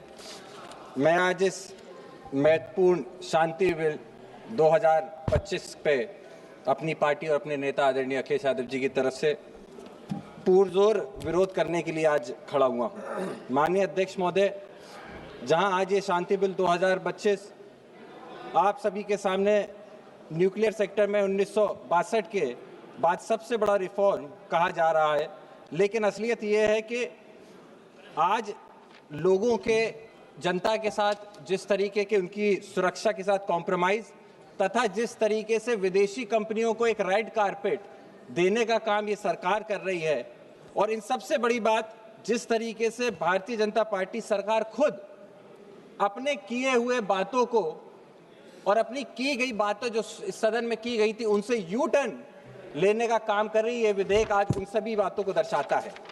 अध्यक्ष महोदय, मैं सीधे तौर पे जो इस बिल की सच्चाई, इस विधेयक की सच्चाई है उसके ऊपर चर्चा करूंगा। जहां 49% FDI अलाउ किया जा रहा है, वहीं पे सीधे तौर पे अमेरिका की बड़ी कंपनियां जैसे वॉशिंगटन हाउस, फ्रेंच कंपनी, अरेवा, इन सभी कंपनियों को देश में लाने का प्रयास किया जा रहा है। मैं सरकार से पूछना चाहता हूं कि आज अगर हम लोग 49% से 100% तक का FDI अलाउ कर रहे हैं, तो प्रधानमंत्री जी द्वारा जो मेक इन इंडिया की बात की जाती थी उस बात का क्या हुआ? आज इतने बड़े प्रोजेक्ट्स के अंदर अगर हम लोगों को लेनी है तो हम लोग कुशल उन लोगों से सुझाव ले सकते हैं, लेकिन जिस तरीके से मैन्युफैक्चरिंग और सप्लायर्स को इस विधेयक में पूरी तरीके से कैप देने की बात की जा रही है, इसका भी मैं विरोध करता हूं। अध्यक्ष महोदय, सप्लाई और liability cap, operation insurance coverage, जहां 1500 करोड़ का पर इंसिडेंट दिया जा रहा है, लेकिन अगर आप फुकुशिमा दाकाशिनी का त्रासदी देखें तो जापान में जो त्रासदी हुई थी उस समय पे लगभग $1 ट्रिलियन यानी कि 82 लाख करोड़ रुपए का खर्चा सरकार को देना पड़ा था इतनी बड़ी त्रासदी से निपटने के लिए। वहीं पे सरकार इस समय पे 1500 करोड़ रुपए या उतने तक की अगर लायबिलिटी को कैप करने का काम कर रही है, कहीं ना कहीं सप्लायर्स को बचाने की बात सीधे तौर पर की जाती है। अध्यक्ष महोदय, वहीं पे आपने देखा होगा, आपको याद होगा चेरनोबिल का जहां पे न्यूक्लियर डिजास्टर हुआ था, उसको क्लीन अप करने के लिए जहां $700 बिलियन का लॉस सरकार को झेलना पड़ा था, उस सबसे बड़ा मैं मानता हूं आज जिस चीज को हम आप सब झेल रहे हैं, पर्यावरण का नुकसान। न्यूक्लियर डिजास्टर के अंदर एक सबसे बड़ी चीज जो दशकों तक हमने देखी है, जिसका नुकसान हम लोगों ने देखा है, ह्यूमंस को, लोगों को झेलना पड़ता है, वो है डिजास्टर के बाद एनवायरनमेंट का नुकसान, जानवरों का जो होता है उनको नुकसान, और किस तरीके से आने वाले समय पे आपने देखा है कि समुद्रों के अंदर भी जो न्यूक्लियर वेस्ट होता है उसको छोड़ के जो समुद्र के जनजीवन होता है उसको भी सीधे तौर पे नुकसान पहुंचाया जाता है। वहीं जब मैं बात करता हूं कि सरकार का टारगेट है 2047 तक 100 गीगावाट कैपेसिटी करना, अभी तक जहां ये 8 गीगावाट तक पहुंचे हैं, वहीं सीधे तौर पे दिखता है कि इसको इन्हें 12 गुना बढ़ाना पड़ेगा। और जब हम 12 गुना बनाने की बात करते हैं तो कहीं ना कहीं सीधे तरीके से सेफ्टी के साथ कॉम्प्रोमाइज होने का भी एक सवाल उठता है। इसको लेकर के हम लोगों ने क्या किया है, इसके ऊपर भी मंत्री जी बताने का कष्ट करें।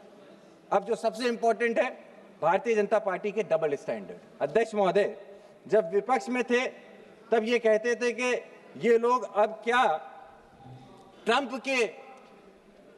को सीधे तौर पे फायदा देने के लिए ऐसा बिल लेके आ रहे हैं।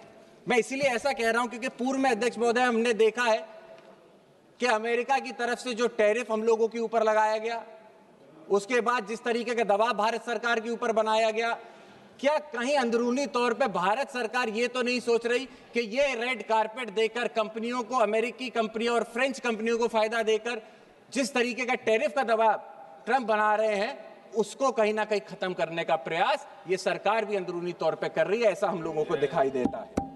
साथ ही में मैं आपको बताना चाहूंगा कि 2010 में डॉक्टर मनमोहन सिंह जी की सरकार में जब civil liability of nuclear demand act लेकर आए थे तो इसमें बीजेपी ने जमकर विरोध किया था।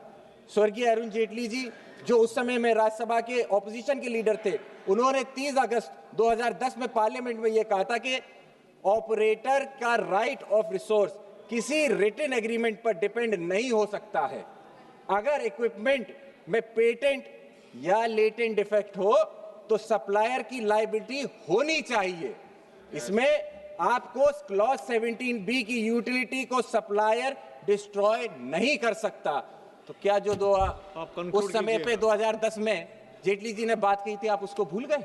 अध्यक्ष महोदय, मैं जल्दी खत्म करना चाहता हूं। बहुत सारे विषय हैं। मैंने आपको कहा कि हम लोग बहुत कम विषय पे चर्चा कर रहे हैं। मेरे साथ कई सारे मेरे सांसद हैं जो इस मुद्दे के ऊपर विस्तृत चर्चा करना चाहते हैं। कई सारे पॉइंट्स हैं जिनको हम लोग नहीं छू पा रहे हैं।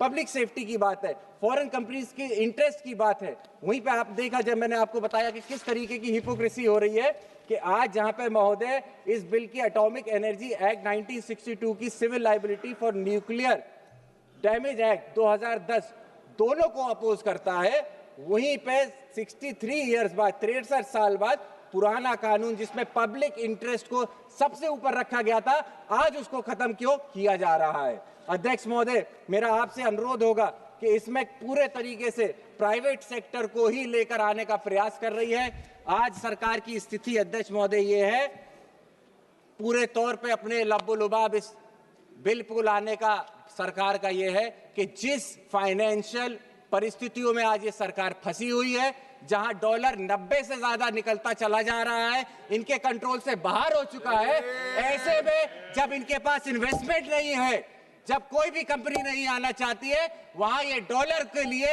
और बाहर की कंपनियों को अपने देश में लाके या इन्वेस्टमेंट और अपना जो डेट है उसको क्लियर करने का प्रयास कर रहे हैं। इसीलिए हम सभी समाजवादी लोग इस बिल का विरोध करते हैं और आने वाले समय में पुरजोर तरीके से विरोध करते रहेंगे। बहुत बहुत धन्यवाद। जय समाजवाद। प्रोफेसर स्वागत राय जी बोले। Yes sir. बहुत अच्छा बोला sir. I shall be very brief. I've got only 5 minutes, and in that 5 minutes I oppose the Shanti bill.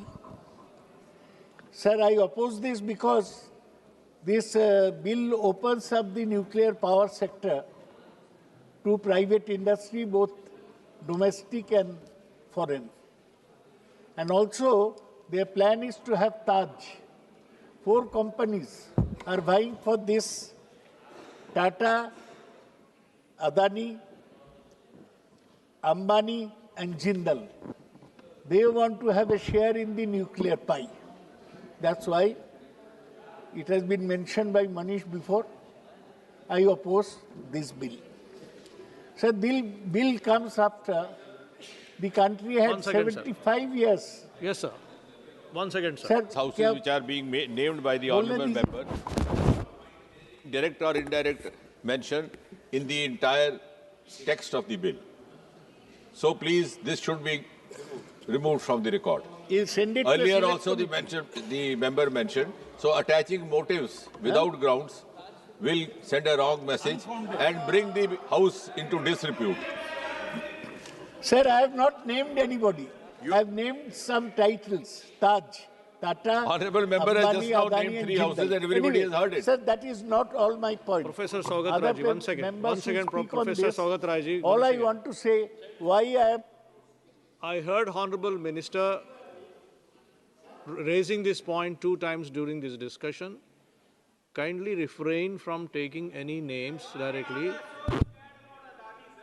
because you don't have any basis to raise any names. So we will look into the record later, but please do not take any names. Rule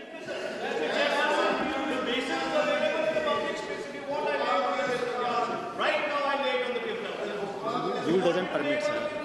The rule, sir, the rule doesn't permit, you know that. Yes, please go ahead, sir. Sir, the government is planning to have 100 gigawatts by 2047 through the nuclear route. It plans to have 22,000 megawatt by 2032. It says that it will reduce dependence on fossil fuels. But we must also remember that nuclear energy is a risky proposition. You know about the Chernobyl incident in Belarus, 3 Mile Island in the United States, and Fukushima in Japan. You are saying that if accident takes place, maximum liability will be 300 million.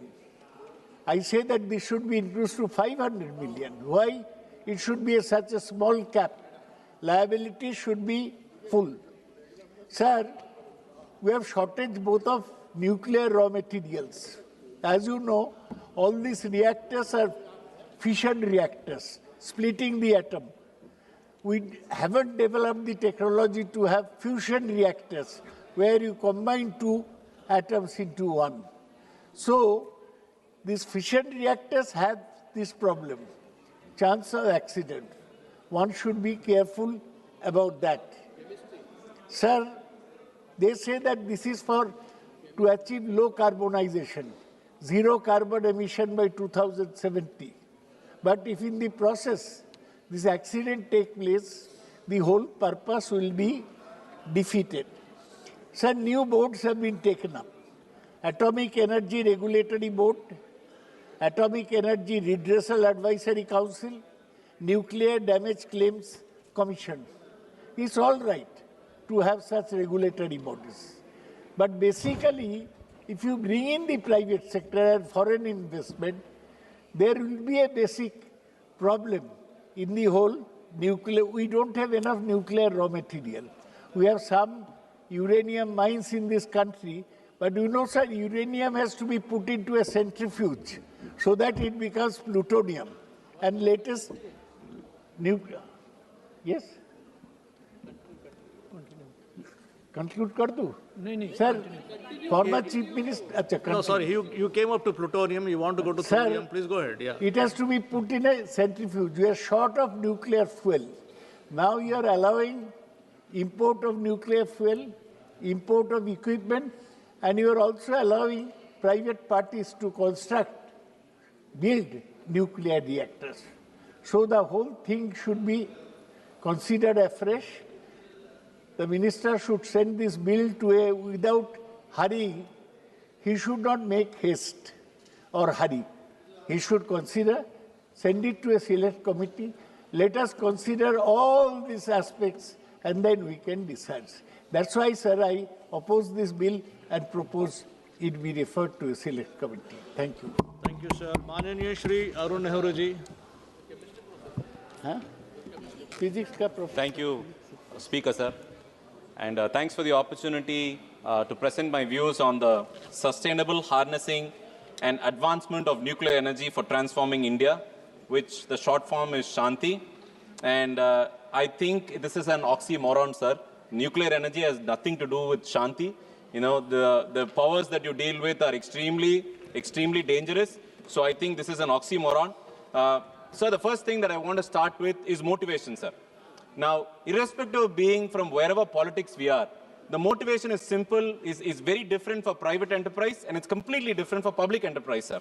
Now, the private sector is answerable to the shareholders, sir. Every year, the private sector's pursuit is the pursuit of profit through economy and through business. It's always profit at the end of the day. So the bottom line matters for the private sector, irrespective of in any other business, sir. We have seen it in warfare scenarios.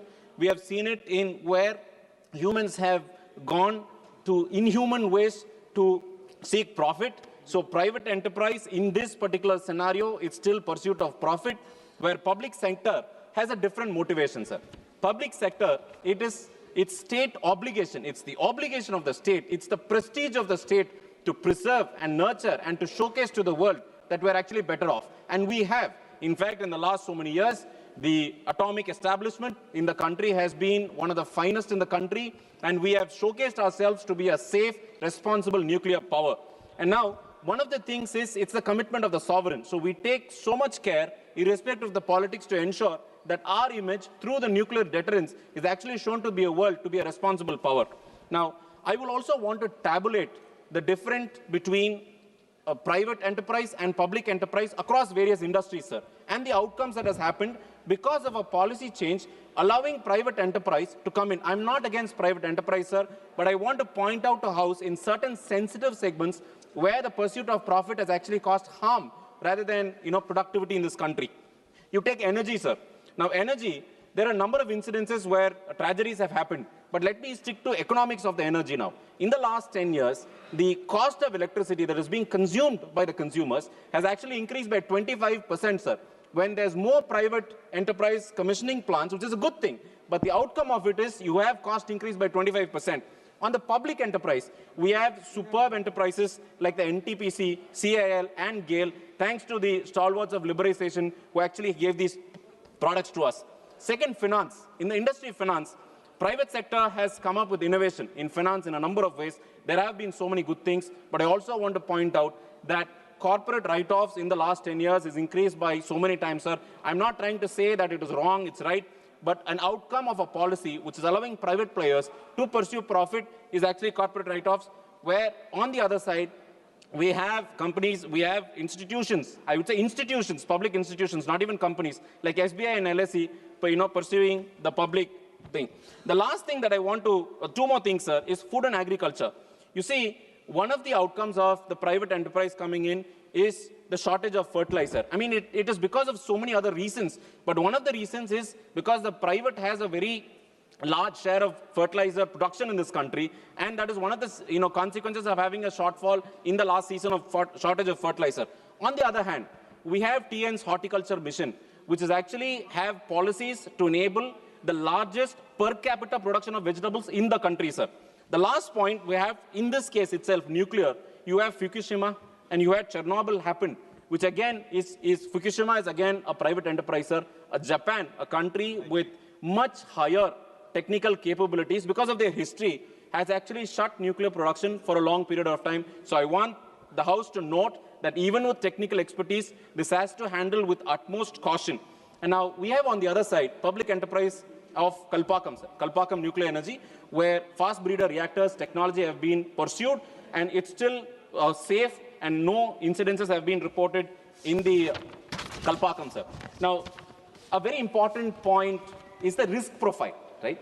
Whenever our country has, is open, it's liberal, it's trading in dollars, we're exporting, we're importing, one of the things is that this bill opens up litigation to international forums. Previously, it was supposed to be within the jurisdiction of this country, and our courts had jurisdiction over nuclear incidences. What I want to point out here is this, sir, that it will have an implication when our private enterprise or when a country borrows in dollars, because our risk profile is also tied up to any of the litigation that may come up in the future, and because litigation and insurance is about future products, it's about a future risk. So the risk profile of our country, because of it being open up to international forums, is going to increase the cost of borrowing in international markets, and hence our exports are going to be expensive. I want the House to note that also, sir. Now, the next point that I want to note out is liability. The liability regime in this particular bill is actually pro-operator. The government has reasons to make it pro-operator because they want to say that, we want better technologies to come, we want better operators to come, we want large players to come. Yes, we all agree. But there are certain things which actually you should note, where the AERB, the Atomic Energy Regulatory Board, is given a statutory backing, which is long due, which is important. But there are certain provisions which a government can instruct ARB to. So the autonomous nature of ARB on a statutory role is actually short-circuited in this particular bill, sir. I would want the attention to happen. Now, there are strict time limits on claims. Anywhere in the country, sir, anywhere in the world also, whenever nuclear energy is present, there's always claims and counterclaims because of the nature of technology involved and its sensitivity. Now here, the government has come up with a particular section that says that any of the claims must be pursued through the claims commissioners. You can't approach the court system or the judiciary here. Again, what the government intends to do is basically say, look, we have given you a separate infrastructure so as to go to claims. But we know the history of claims, sir, and the jurisprudence in the country also. So there is enormous power, from the government to the operator to actually execute the project in spite of the claims. So there is a need for the government to clarify that there can actually be fair to the claimants if there is any. Now, that is under clause 70, sir, where there is no, clause 70 says there is no individual settlement. Individually, you can't go and say, look, I have a claim. It will all come from a consolidated fund. So they have to group all the victims or claimants together and have, the claims commissioner decides a certain amount, and it has to be divided by the largest denominator, which is the number of people there, sir. So an individual claim has no merit here. So what the bill does is actually remove the individual rights, which you and I know, sir, it is enshrined in the constitution of the country, and it's sacred to all of us now. Now, clause 54 has fixed tariffs. The government wants to give clarity to the operator, I presume, because that is why they brought in clause 37. But it has a fixed rate, sir. It's not market linked. And any fixed rate by a public institution like the government, sir, it is actually prone to misuse, because fixing of a rate, has completely, in the gray area. It is not market linked. It's not determinable. And there are so many factors which are in the gray area. So the government must come up with a clear plan actually fixing the price, sir. Now, the most important point, which my colleagues have already pointed out, is there is a staggered limit on the claims that can happen. The largest or the highest cap is 3,000 crores, sir. 3,000 crores. I will tell you why that 3,000 crores is minuscule compared to the project size, which I will explain in the next section, which is the economics. Now, members would note that anywhere in the world, nuclear fuel or the nuclear energy is only stopgap, sir.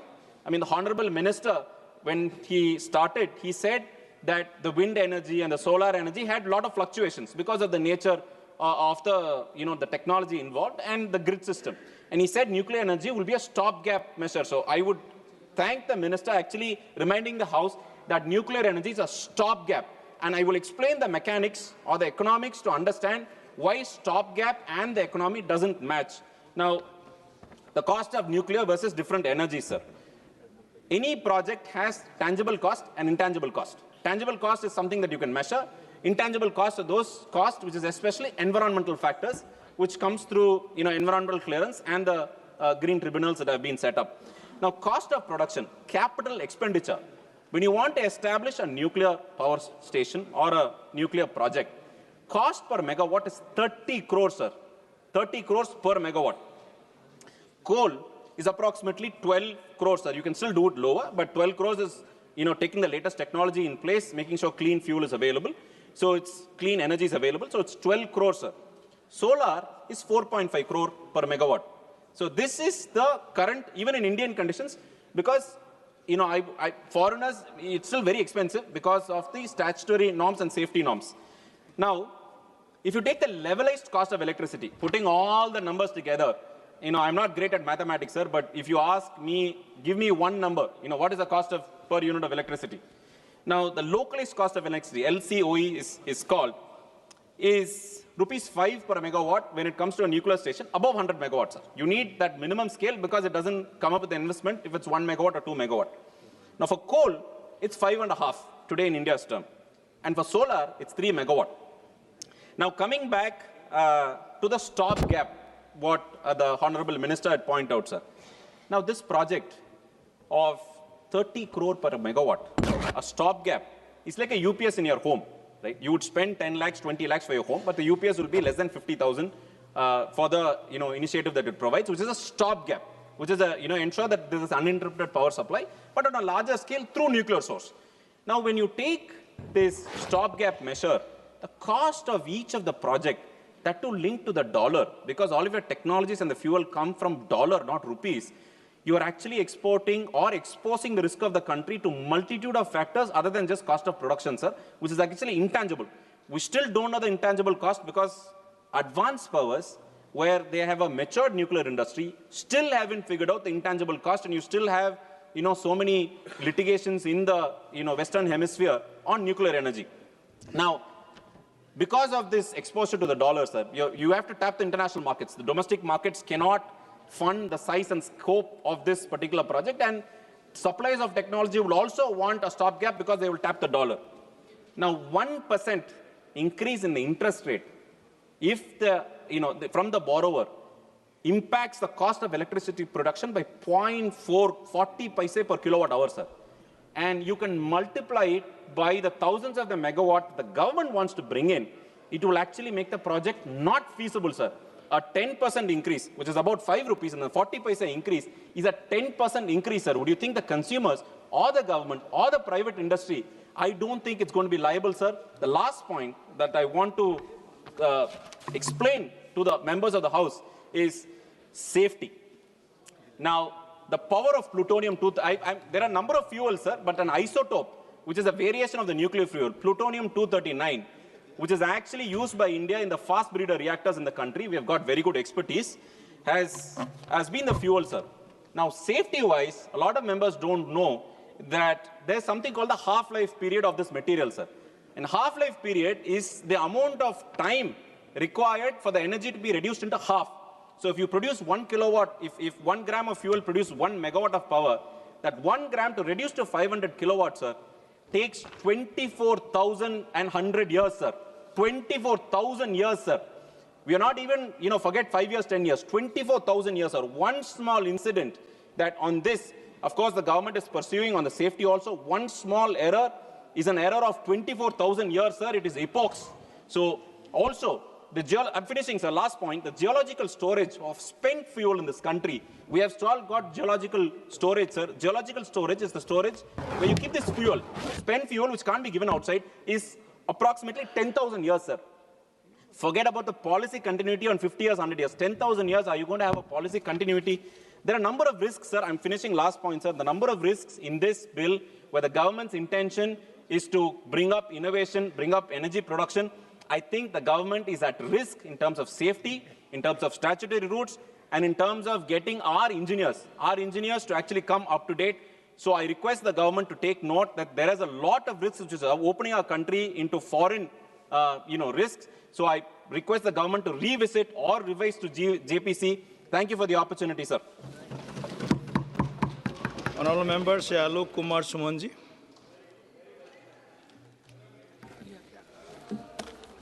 धन्यवाद सभापति महोदय, मैं आपका आभार व्यक्त करता हूं कि आपने लेजिस्लेटिव बिजनेस के इस महत्वपूर्ण विधेयक the sustainable harnessing and advancement of nuclear energy for transforming India bill 2025 पर बोलने का मौका दिया।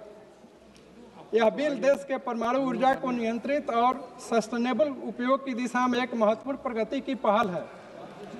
इस विधेयक का मुख्य उद्देश्य एटॉमिक एनर्जी एक्ट 1962 और civil liability of nuclear damage act 2010 को रिपील करना है। इससे देश की वर्तमान और भविष्य की ऊर्जा की आवश्यकताओं को सस्टेनेबल रूप से पूरा किया जा सकेगा। महोदय, वर्तमान विधेयक का अनुमोदन होने से परमाणु ईंधन में आत्मनिर्भरता और परमाणु ऊर्जा को संचालित करने में सहायता मिलेगी। हम यह कह सकते हैं कि सरकार स्वच्छ ऊर्जा सुरक्षा और भविष्य में आने वाली ऊर्जा आवश्यकताओं को पूरा कर सकेगी। 24 घंटे विश्वसनीय विद्युत आपूर्ति प्रदान करने के लिए परमाणु ऊर्जा से बहुत सहायता मिलेगी। महोदय, अगर हम विश्व की सस्टेनेबल डेवलपमेंट गोल्स की बात करें तो भारत एनर्जी सेक्टर में सस्टेनेबिलिटी स्थापित किया है और वर्ष 2070 तक डिकार्बोनाइजेशन ऑफ इकोनॉमी के लिए देश की रूपरेखा तैयार किया गया है। 2047 तक 100 गीगावाट परमाणु ऊर्जा क्षमता प्राप्त करने के लिए लक्ष्य रखा गया है, जो वर्तमान में 7.5 गीगावाट है। इससे स्वदेशी परमाणु संसाधनों का पूर्ण उपयोग होगा तथा सार्वजनिक और निजी क्षेत्रों की सक्रिय भागीदारी सुनिश्चित होगी। मेरा विश्वास है कि हम दूसरे देशों को भी परमाणु ऊर्जा के सही उपयोग के लिए सहायता कर सकते हैं। महोदय, 2047 तक बिजली की ज़रूरतों में 4 से 5 गुना की वृद्धि का अनुमान है।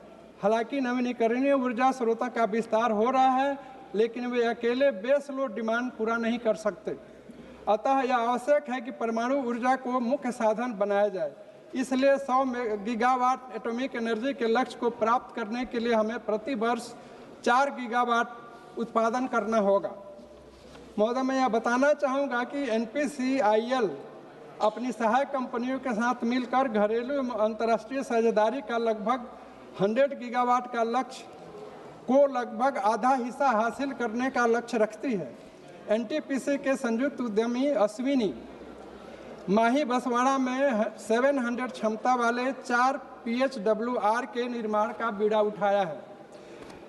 इन सभी गतिविधियों में इस विधेयक से सहायता मिलेगी।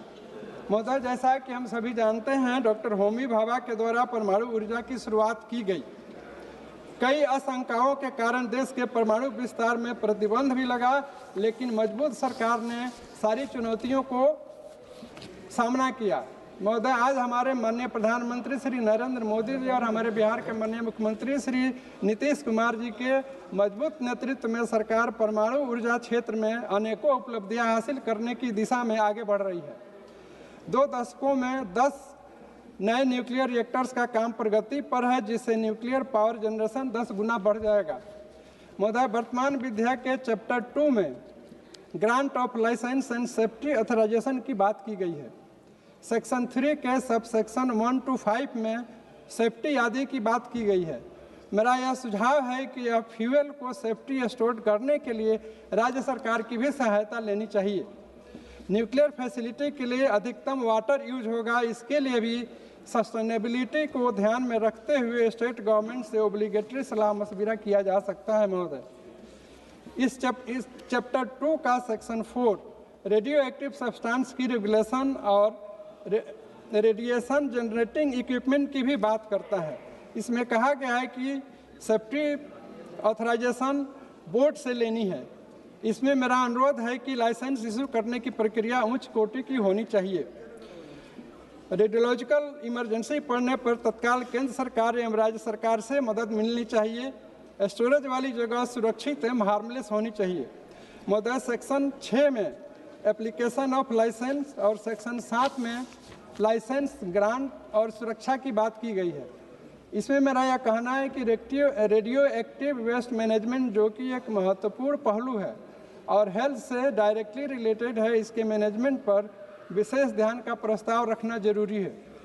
इसके मैनेजमेंट पर विशेष ध्यान का प्रस्ताव रखना जरूरी है। अतः मेरा यह मानना है कि इस विधेयक के पास होने से इन सभी समस्याओं का समाधान होगा। मतलब यूनाइटेड नेशंस के सस्टेनेबल डेवलपमेंट गोल्स में भारत ने काफ़ी हद तक उद्देश्य को हासिल कर लिए हैं। इसके अनुसार एनर्जी सेक्टर में अपने देश को 2070 तक नेट जीरो कार्बन इमिशन के लक्ष्य को हासिल करना है। वर्तमान विधेयक इंटरनेशनल एटॉमिक एनर्जी एजेंसी के मानकों को भी अनुरूपता को सुनिश्चित करेगा। बजट 2025-26 में भी परमाणु मिशन की शुरुआत की गई, जिसके लिए 20,000 करोड़ रुपए निर्धारित किए गए, ताकि वर्ष 2033 तक कम से कम 5 स्वदेशी स्मॉल मॉड्यूलर रिएक्टर विकसित की जा सके। महोदय, वर्तमान विधेयक का चैप्टर 1 में ड्यूटीज और लायबिलिटी की बात कही गई है। इस चैप्टर के सेक्शन 10 में सेफ्टी, सिक्योरिटी और सेफ गार्ड्स के लिए प्राइम रिस्पॉन्सिबिलिटी फैक्ट्री मालिक, एम्प्लॉयर और माइंस के मालिक आदि लोगों की होगी। इसमें मेरा यह कहना है कि जो भी रिपोर्ट्स या रिटर्न्स केंद्र सरकार की जानकारी के लिए भेजी जाए, उस पर एक्सपर्ट लोगों से ही विचार विमर्श किया जाना चाहिए। महोदय, सेक्शन 11 में ऑपरेटर ऑफ न्यूक्लियर इंस्टॉलेशन करने वाले की जिम्मेदारी होगी। यदि कोई भी न्यूक्लियर इंसिडेंट्स न्यूक्लियर डैमेज होती है, इसलिए हमें यह भी ध्यान रखना होगा कि न्यूक्लियर इंसिडेंट्स की किसी भी हालत में न्यूक्लियर डैमेज न हो। वर्तमान विधेयक के सेक्शन 13 में maximum amount of liabilities 300 million रखी गई है। महोदय, मेरा यह सुझाव होगा कि इसको बढ़ाकर 4 से 5 मिलियन किया जा सकता है, तो बुरे वक्त में यह सहायता काफ़ी उचित साबित होगा। महोदय, इन्हीं शब्दों के साथ मैं इस बिल का समर्थन करते हुए अपनी बात को समाप्त करता हूँ। धन्यवाद। माननीय सदस्य श्री कृष्णा प्रसाद तेनेती जी। Honorable Chairman, sir, thank you very much for giving me this opportunity on speaking such a wonderful and very, very important and watershed bill for this year 2025. Dear sir, I rise today on behalf of my party and our honorable leader, Honorable Chief Minister Sri Nara Chandrababu Naidu ji, to express the support for the sustainable harnessing and advancement of nuclear energy for transforming India, in short, Shanti Bill 2025. The very name, sir, of this bill reflects our nation's resolve to harness nuclear energy responsibly and strategically for national development and long-term sustainability in line with the aim of an Atmanirbhar Vikasit Bharat by 2047. Honorable Speaker, sir, our country's journey in atomic energy is deeply rooted in scientific temperament and national foresight. Dr. Homi J. Bhabha, the architect of India's nuclear program, viewed atomic energy as a driver of development and self-reliance. His vision was complemented by the defense developments under Shri Babu Jagjivan Ramji, whose political resolve as defense minister showcased India's nuclear capabilities on the international stage with Smiling Buddha in 1974, thereby aligning scientific advancement with national security and sovereignty. Honorable Chairperson, sir, Dr. Homi J. Babaji has envisioned Atmanirbhar Bharat on 3 stages. We started by talking about uranium, and from uranium, after 2 stages to thorium, because I want the House to understand, India has 25% of the global reserves of thorium in our country. Had it not been for the NDA government and the vision of our Honorable Prime Minister Sri Narendra Modi ji, we couldn't have come to the 3rd stage. We paused for several years, nearly 50 years in between. We didn't go forward. So now we have come after the 2nd stage. from 2015 amendments which sped up development in nuclear energy to the historic entry into phase 2 of India's nuclear plan in 2024, wherein our Prime Minister witnessed the commencement of core loading at in your own stage in India's first indigenous fast breeder reactor at Kalpa. I will come to you, sir. I will come to you. Please recollect the core loading in your which happened in your own stage in the India's first indigenous fast breeder reactor at Kalpakam in Tamil Nadu. Is it a fact or not? Honorable Chairperson, sir, globally speaking, where are we? Countries like United States of America, France, Slovakia, European Union countries, and Japan generate and consume a substantial share of their electricity from nuclear power, exceeding 50% of total electricity generation. Whereas in India, we are only at 3%. We have a long way to go. We should develop an ecosystem. We are on that path. We are on the way thanks to the vision of our Honorable Prime Minister, Sri Narendra Modi ji. And this bill facilitates greater investment, innovation, and efficiency while maintaining sovereign control. I repeat, this bill facilitates greater investment, innovation, and efficiency while maintaining sovereign control. It enhances India's ability to attract long-term foreign investment in nuclear infrastructure, reactor components, and allied technologies. This roadmap will help us to scale up to 100 gigawatts by 2047. And again, I want the House to recall, today we are only at 8 gigawatts as compared to 98.7 gigawatts of America already.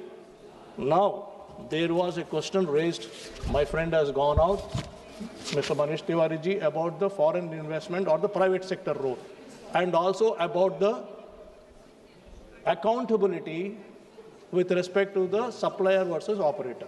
Let me explain to you, to the House and to the people of my country, my people in my constituency, through you, sir.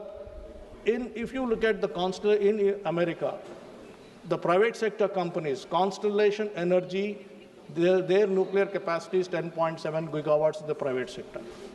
Duke Energy, 10.7 gigawatts, whereas my country today is still at 8 gigawatts. Vistra Corporation, 6.4 gigawatts in USA. Tennessee Valley Authority, 8.3 gigawatts. Extra Energy is 6.2 gigawatts. I can go on. I have a very long list of private sector, and this is the role that private sector companies, while following the security protocols in America, are producing. Each company is producing as much as my entire country is producing. Sir, should not my country grow? Should not my country produce more? And we are on that path. We should do that. And sir, when we are marching ahead, there are several people who will comment, but we should not look at them. We should march ahead. Sir, Honorable Chairperson, sir, nuclear energy offers 3 decisive advantages to us. First, it provides reliable base load power for more than 60 years. Second, it contributes significantly to carbon reduction. Third, a robust nuclear ecosystem catalyzes high-end manufacturing, research, and skilled employment. I would like to emphasize on this word, skilled employment. I'll come to it again, sir. Honorable Chairperson, sir, I wholeheartedly welcome and support the emphasis this bill places on research, development, and innovation, especially in regards to using nuclear energy for research into next-generation technologies focused on healthcare and agriculture. Clause 9 of the bill promotes research, development, design, and innovation in matters related to nuclear energy and radiation for peaceful purposes, while Clause 38 allows for patents in for the same. This is in line with the government support for more than 15,000 crores for research, development, and innovation further spurring the growth of scientific temper and research in our country. Finally, sir, with respect to the liability and accountability, my observation is all of us are here can recall the then Congress government of the 1980s, under incompetence in handling the Bhopal gas disaster, the world's worst industrial disaster, which led to generations of thousands of families suffering while those responsible for the disaster were allowed to fly out of the country. Exactly from this point of view, today we are now talking about this great bill where the entire onus is on the operator. No operator can run away from this country, and that is, he has to literally take care of all this. So therefore, right from the day one, from the day of supplies itself, the operator will have to be very, very careful, not only from installation of the plant, but also to the operation and the process of the entire process of generating power. Finally, sir, my final suggestion is, I would like to make a request to you, sir, through the Honorable Minister and to the government. We should also consider launching skill development initiatives and infrastructure to train our youth and give them the proper tools to benefit from us opening our doors of nuclear energy to the international markets. Sir, you may recall when the IT bubble came into our country in 1990s, because we have trained our youth much in advance. We're also now talking about cloud. Because we are training our youth much in advance, not only we are taking care of the requirements in our country, but we are also sending our youth all over the world, all over the globe, to take care of this industry, sir. So therefore, my request is, while BARC and NPCIL operate training schools, fellowships, and retraining schemes for engineers, scientists, and technicians, we must boost their efforts by upgrading and expanding the existing skill development programs of public infrastructure. Our youth should be trained to contribute globally in this industry also. In this spirit, sir, I would like to propose establishing a center of excellence in nuclear energy research and skilling in my home state, Andhra Pradesh, and new training programs and skill centers across our country, especially in my constituency, Bapatla, sir. Finally, in conclusion, sir, Dr. J. Babaji once famously said, I believe in excellence. It is not enough to be good. We must be the best. Our youth should be the best.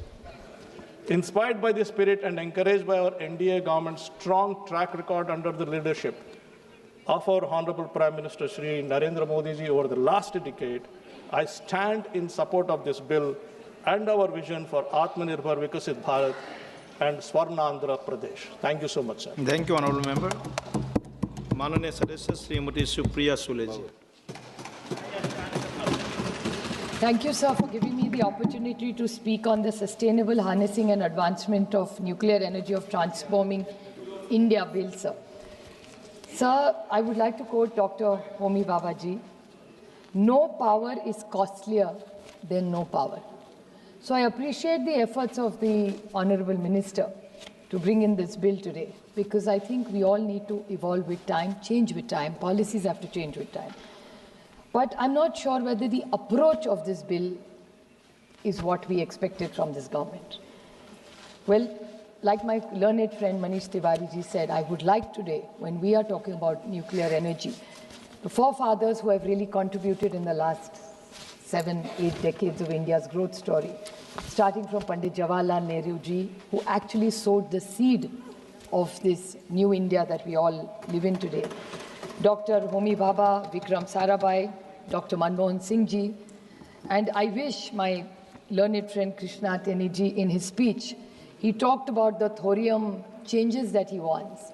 Yes, this government has contributed, but there are thousands and thousands of scientists, and I would like to put it on record, it was Dr. Anil Kakodkar who actually thought of moving from uranium to thorium. He is one of the tallest leaders as a scientist in India who has first thought of this idea, and now the government is taking it forward. I appreciate the efforts, but I think we must put it on record that yes, the government does it, but the real man behind this entire technology change is Dr. Anil Kakodkar.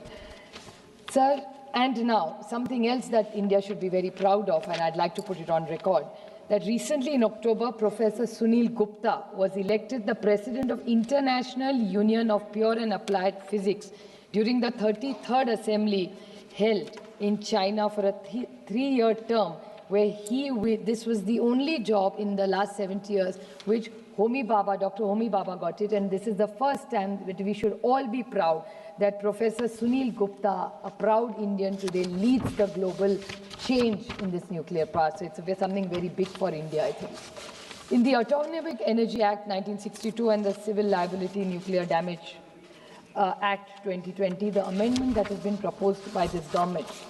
So I want to ask two questions to the Honourable Minister, since he's here, and my learned friend Shashank Ji is also here, who is very, very good technically. I would like to seek two clarifications from him about this bill. In his speech, he said that he doesn't want monopolies. So I like that thought, that there should be no monopoly. But I would with full humility say, who is this monopoly you're talking about?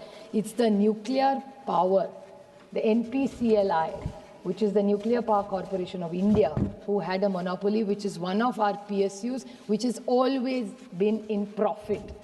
You want Indigo to have a monopoly and hold this country for ransom, but for a PSU like Nuclear Corporation of India, there is no sympathy in this government.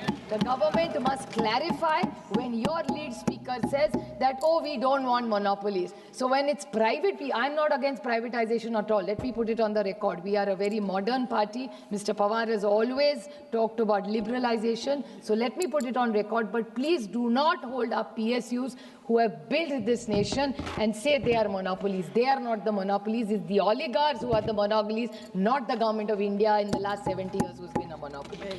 Another thing that he mentioned, which is very important, we need to put it on record, since you want private players to invest in this company, it's very important to clarify. He said R&D will remain with government. Will R&D only remain with government?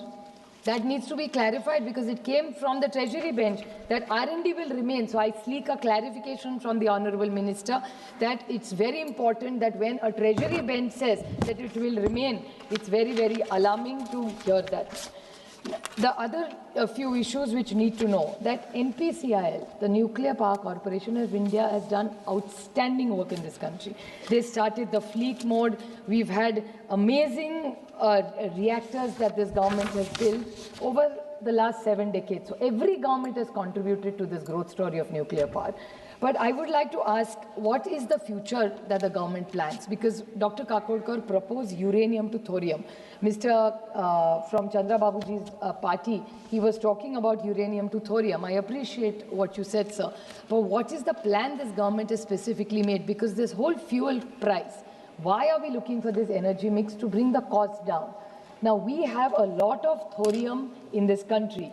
And one biggest asset that the thorium has is it is proliferation resistant.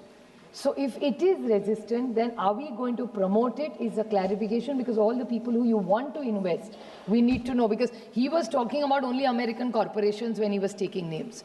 I mean, I'm a little worried after hearing that. I'm not against any country. Anybody who invests for the growth of India, we must, with changing times, the world has become flat, sir.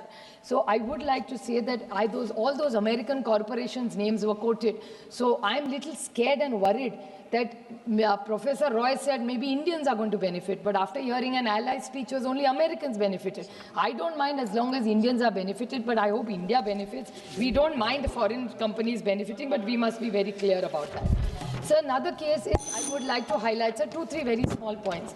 I would like to clarify, because Jaitapur is in my, you spoke about Tamil Nadu, the growth in, we should compliment the Tamil Nadu government for all the work they have done in nuclear with the government of India.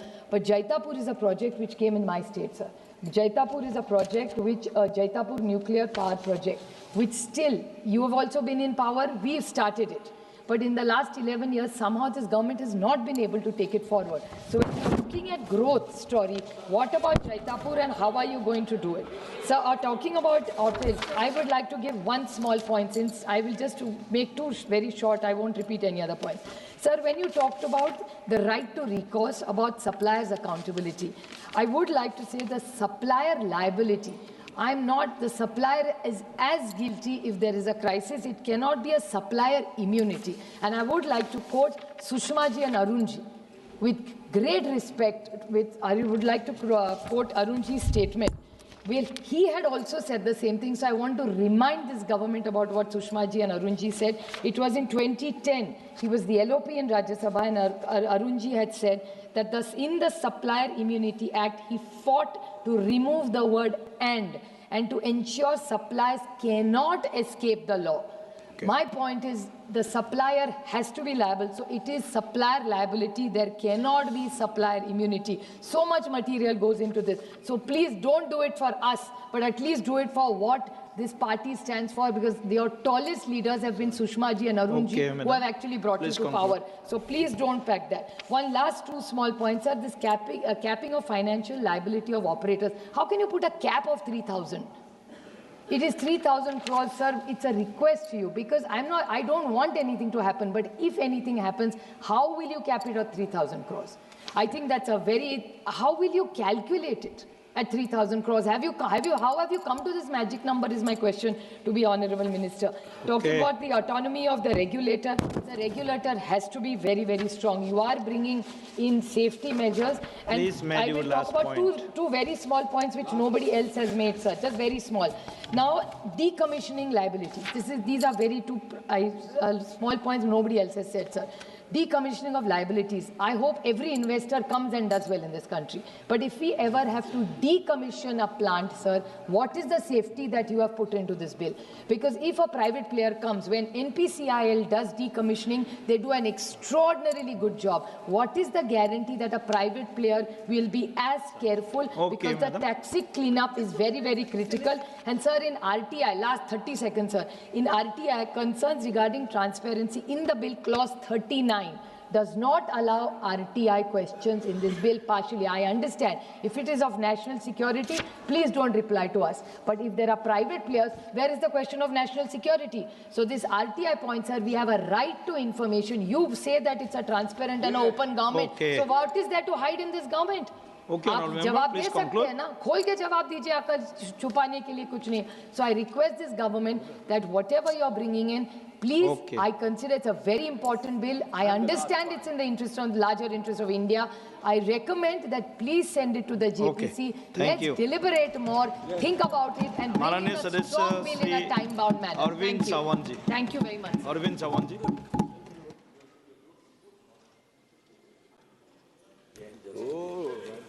That's okay. Huh? Thank you, Chairman, sir. The Sustainable Harnessing and Advancement of the Nuclear Energy and Transformation India Bill. I would like to express my views on it, particularly when you say that in the beginning itself, whereas India is having achieved self-reliant capability in production and use of nuclear energy, recognizes the potential it offers towards rapidly meeting the ever-increasing energy needs of the country to further research and development. The half portion is correct. But when we have achieved it, why we are in such a hurry to grant permissions to all private sectors who are here? Number of people must have spoken about it. I will just point it out, certain things which are to be taken into consideration, because the bill, the Shanti bill penalizes the operators in case of a nuclear accident and asking them to compensate on the basis of the size of the plant operated. It's really a surprising one.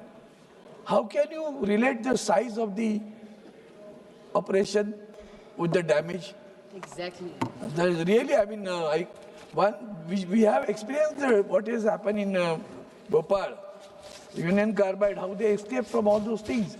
They could not be penalized till date. And really here also some provisions are there, which I'm going to point it out to you, sir. Particularly, I'll go directly because I know the time, you won't permit me a lot of time, but then I'll go to that. What is required and what is missing in here? Dilution of a liability and accountability. Removal of a supplier liability means what exactly? Victims may not be fully compensated. Faulty suppliers may escape responsibility. Risk is shifted cooperation to citizens of the state. Safety risk with private operators. Nuclear power is not an ordinary commercial activity. Profit-driven operators may compromise on safety unless oversight is extremely strong.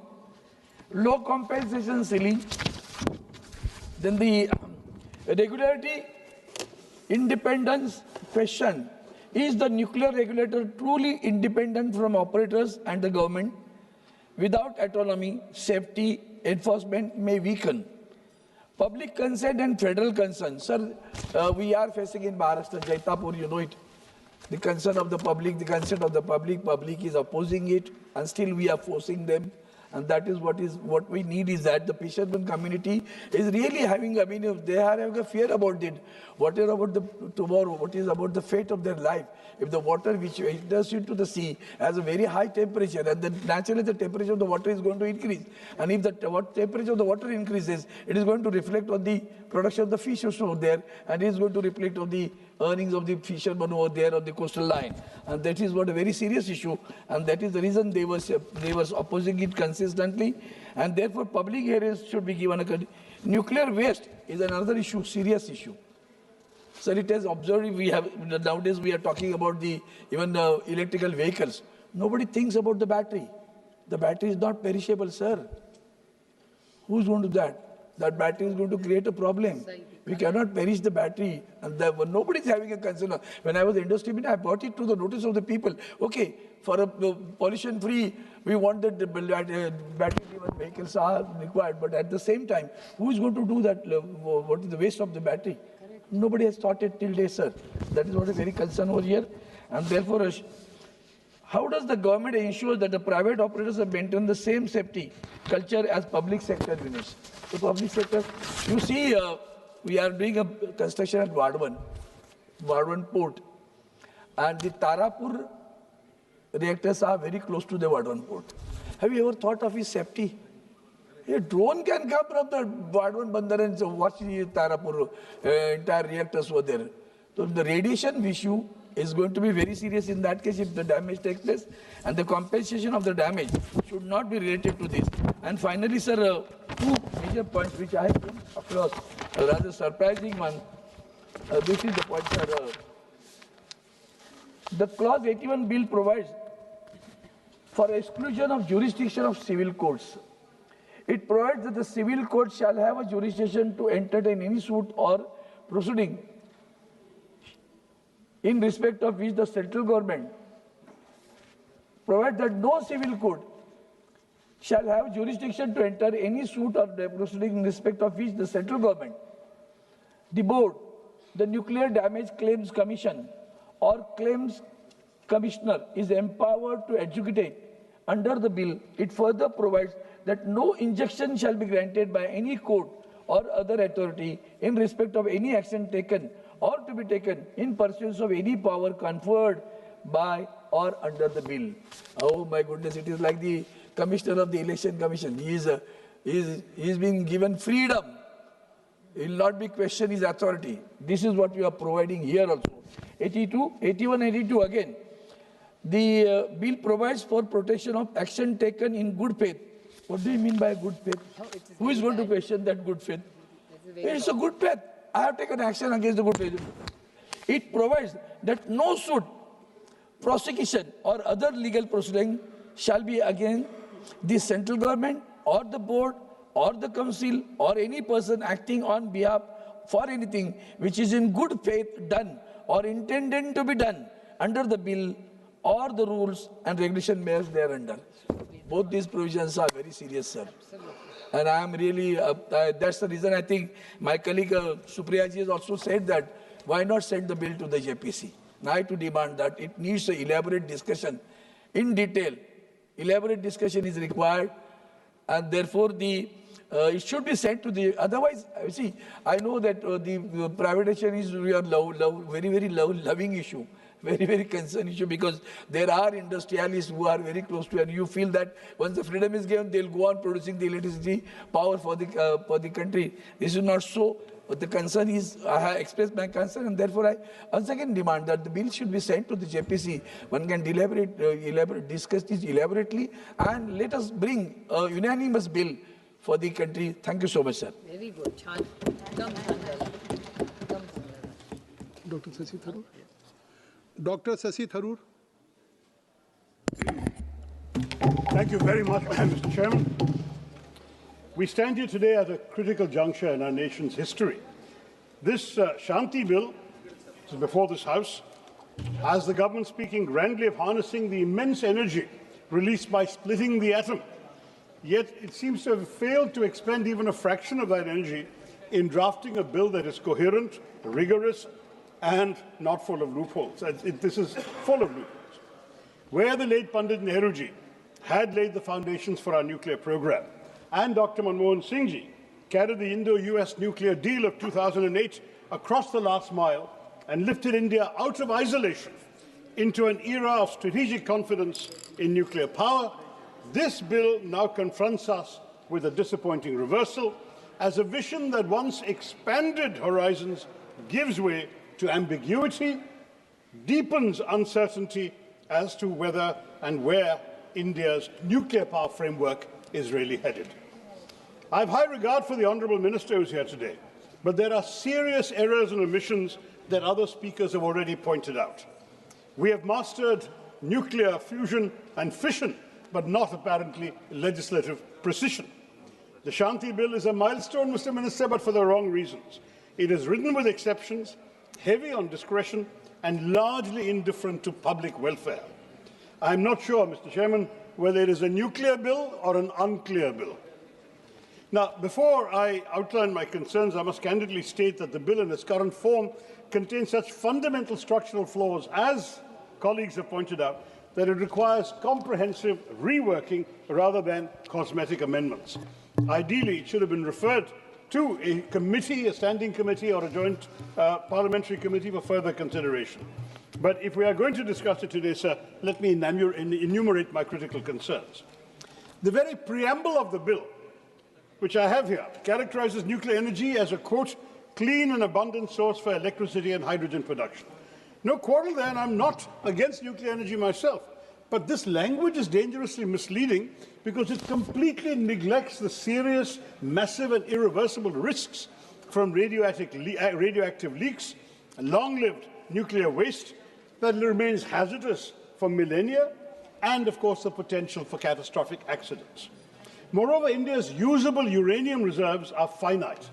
While we do possess significant thorium-232, including in my own state of Kerala, and those are significant reserves, and we should work on them, nonetheless, thorium-based reactors remain decades away from significant deployment. The full life cycle of nuclear fuel, from mining to waste disposal, is neither clean nor sustainable. We must be honest with the people of India about what we are asking them to accept. Now, sir, Section 3(1)(c) and (e) provide that any other company or any person explicitly permitted by the central government is eligible to apply for a license to set up and run nuclear facilities.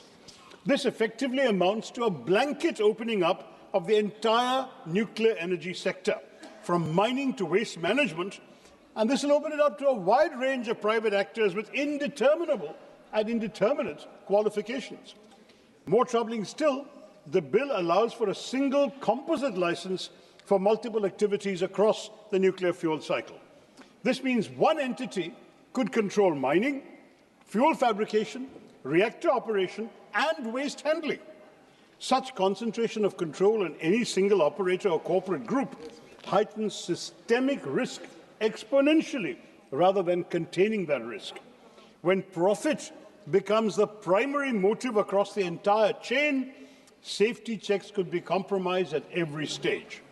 Such blanket opening up is potentially dangerous, and giving operational control of fissile and other highly radioactive substances to private entities driven by quarterly earnings reports on the bottom line of profit, I'm afraid significantly increases the possibility of nuclear incidents and accidents.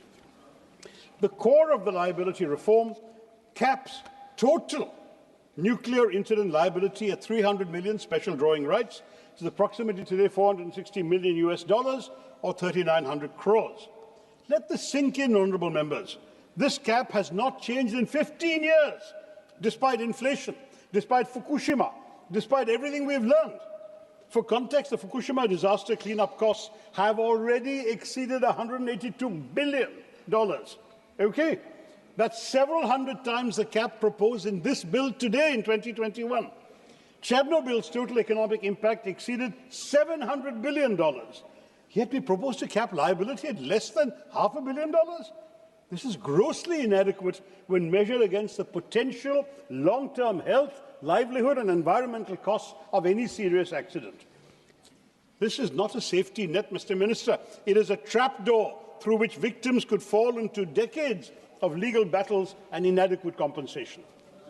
The bill also removes the earlier provisions where the operator had the right to recover compensation from equipment suppliers.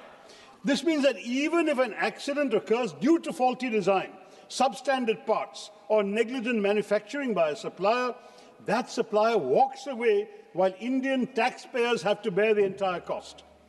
This might, in cases of serious accidents, strain our economy significantly.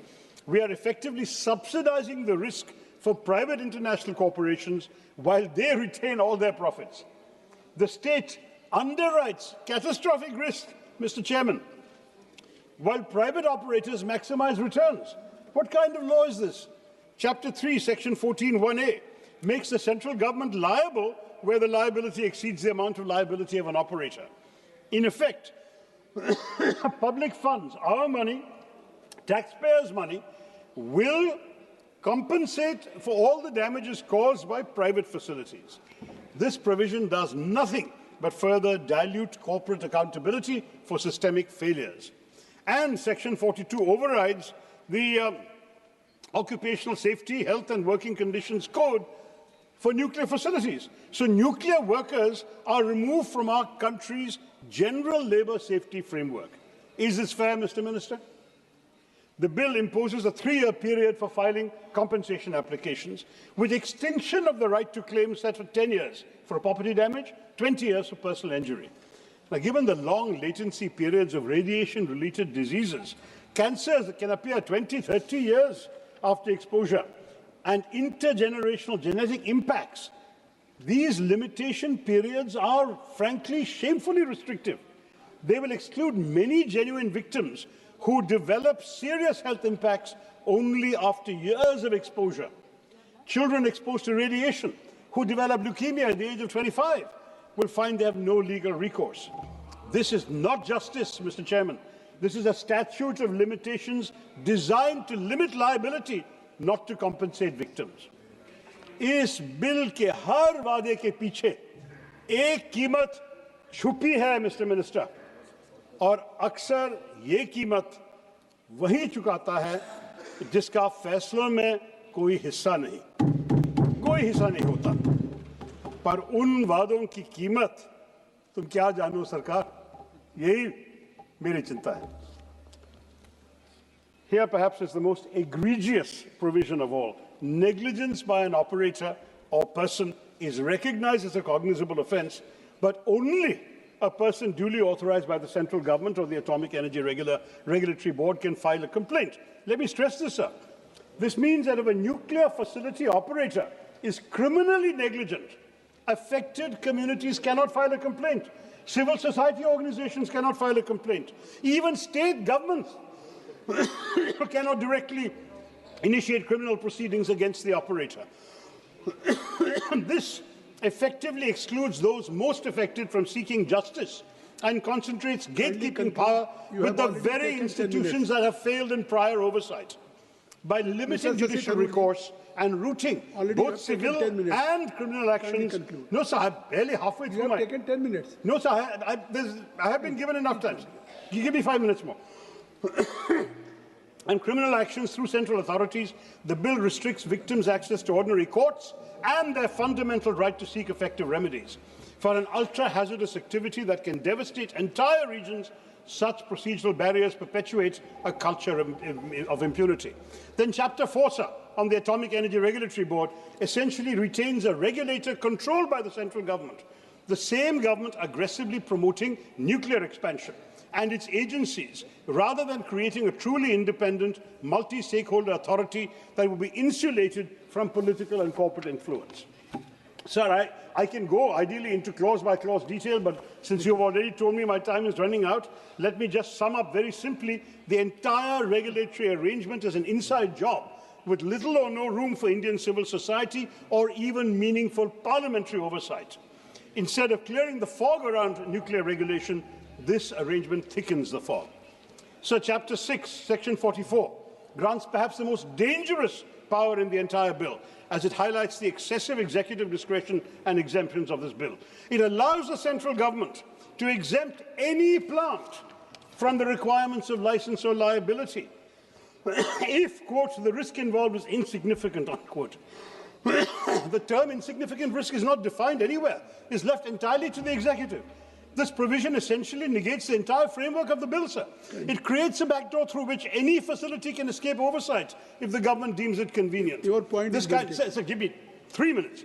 This kind of broad subjective exemption power undermines the very safeguards the legislation claims to establish. It will provide laxity in due diligence in a hugely critical sector. And private players will lobby for exemptions to engage in profiteering at the expense of public safety. We cannot justify this under any democratic framework. Multiple sections are granting sweeping powers on vague grounds. The bill lacks enforceable public participation mechanisms, no mandatory public hearings before licensing, no environmental impact assessment disclosure periods, no community consent mechanisms, no regular public reporting of safety inspections or radiation monitoring, no mandatory tabling in Parliament. Kunalji, you have given 7 names. Sir, from your party, you have given 7 names. That's why I am requesting. Sir, I'll conclude in 2.5-3 minutes. Sir, मैं जो detail बोल रहा हूँ sir सब कुछ जानना चाहिए ये तो रिकॉर्ड में आना चाहिए sir But 7 and finally sir, no mandatory tabling in Parliament of incident reports, internal or independent inquiry findings and periodic safety reviews. In other words, you're excluding the very people whose lives and livelihoods are at stake. And the past controversies referred to by other speakers at Jaitapur, Kudamkulam, Gorakhpur demonstrate what happens when communities feel excluded from decisions affecting their safety. This bill risks repeating those conflicts, undermining capacity expansion targets through local resistance and litigation. 2 more points, sir. Section 34B requires licenses. 35B, I beg your pardon, reserves spent fuel management for the central government, but again provides minimal implementation detail. When multiple private operators are generating significant spent fuel, unclear protocols will create operational uncertainty. The bill also lacks climate change provisions despite rising sea levels, extreme weather and water scarcity. Thank you very much. And post-Fukushima, sir, Japan comprehensively revised site selection for climate resilience. Our bill remains silent on that. I'll skip my other points. Let me give you one. Let me conclude, sir. Give me 1 minute to conclude. So I've taken up more than a minute in pleading for time. Give me time. There are 7 members of Parliament from Congress Party. I'm skipping half my point, sir. There is a time constraint. Please kindly conclude. Please kindly conclude. Sir, beyond safety, okay, I won't talk about safety anymore, sir. Fundamental questions arise about economic wisdom of this bill. Nuclear projects are highly capital intensive with long gestation periods.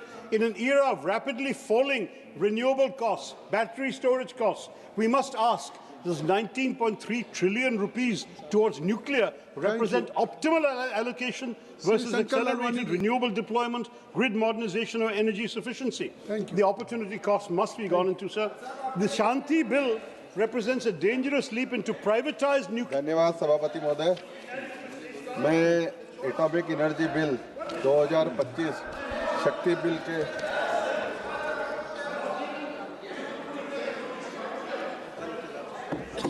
We cannot allow the pursuit of capital to override the non-negotiable requirements of public safety, environmental protection and victim justice. The name Shanti means peace, sustainability.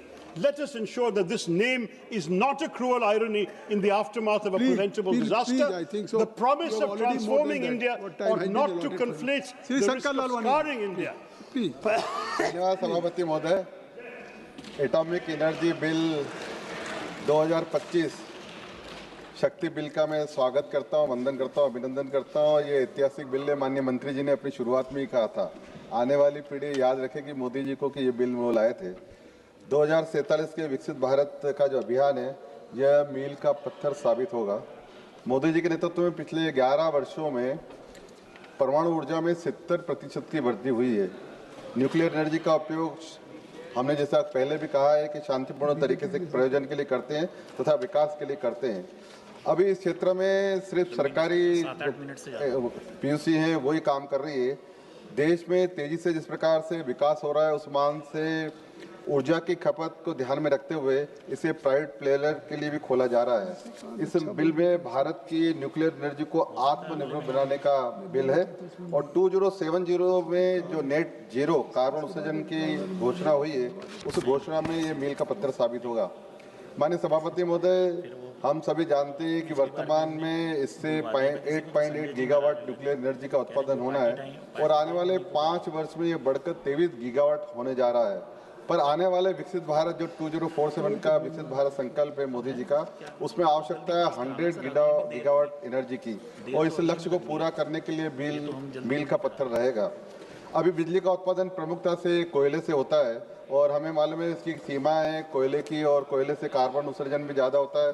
Renewable energy के लिए nuclear energy सस्ती, स्वच्छ तथा कम area में ज़्यादा उत्पादन करने, लो cast production वाली ये एनर्जी है। तो न्यूक्लियर एनर्जी का उपयोग आज हर क्षेत्र में हम देख रहे हैं हो रहा है, चाहे कृषि हो, स्वास्थ्य हो, R&D हो, इंडस्ट्री हो, हर क्षेत्र में इसका उपयोग हो रहा है। जिस तेजी से मोदी जी के नेतृत्व में इंडस्ट्रियलाइजेशन हो रहा है, डाटा सेंटर बढ़ रहे हैं, AI में काम हो रहा है, EV वाहनों में लगातार बढ़ोतरी हो रही है, ग्रीन हाइड्रोजन में काम हो रहा है, डिजिटल इंडिया में काम हो रहा है, इन सब में आने वाले 2040 में बिजली की खपत लगभग डबल से ज़्यादा होने वाली है। आने वाले 2030 में डाटा सेंटर के लिए भी 10 गीगावाट की बिजली की आवश्यकता होगी। इन सबको ध्यान में रखते हुए बिल बहुत ही महत्वपूर्ण है। इस बिल में डाटा सेंटर के लिए कंपनी को छोटे छोटे न्यूक्लियर पावर सेंटर अपने यहाँ बनाने की सुविधा रहेगी। स्मॉल मॉड्यूलर रिएक्टर से दुनिया में भारत डाटा और डिजिटल का हब स्थापित होने जा रहा है। सरकार ने छोटे छोटे मॉड्यूलर रिएक्टरों को R&D के लिए आगामी 5 वर्षों में जो प्रावधान किया है, 20,000 करोड़ का प्रावधान किया है।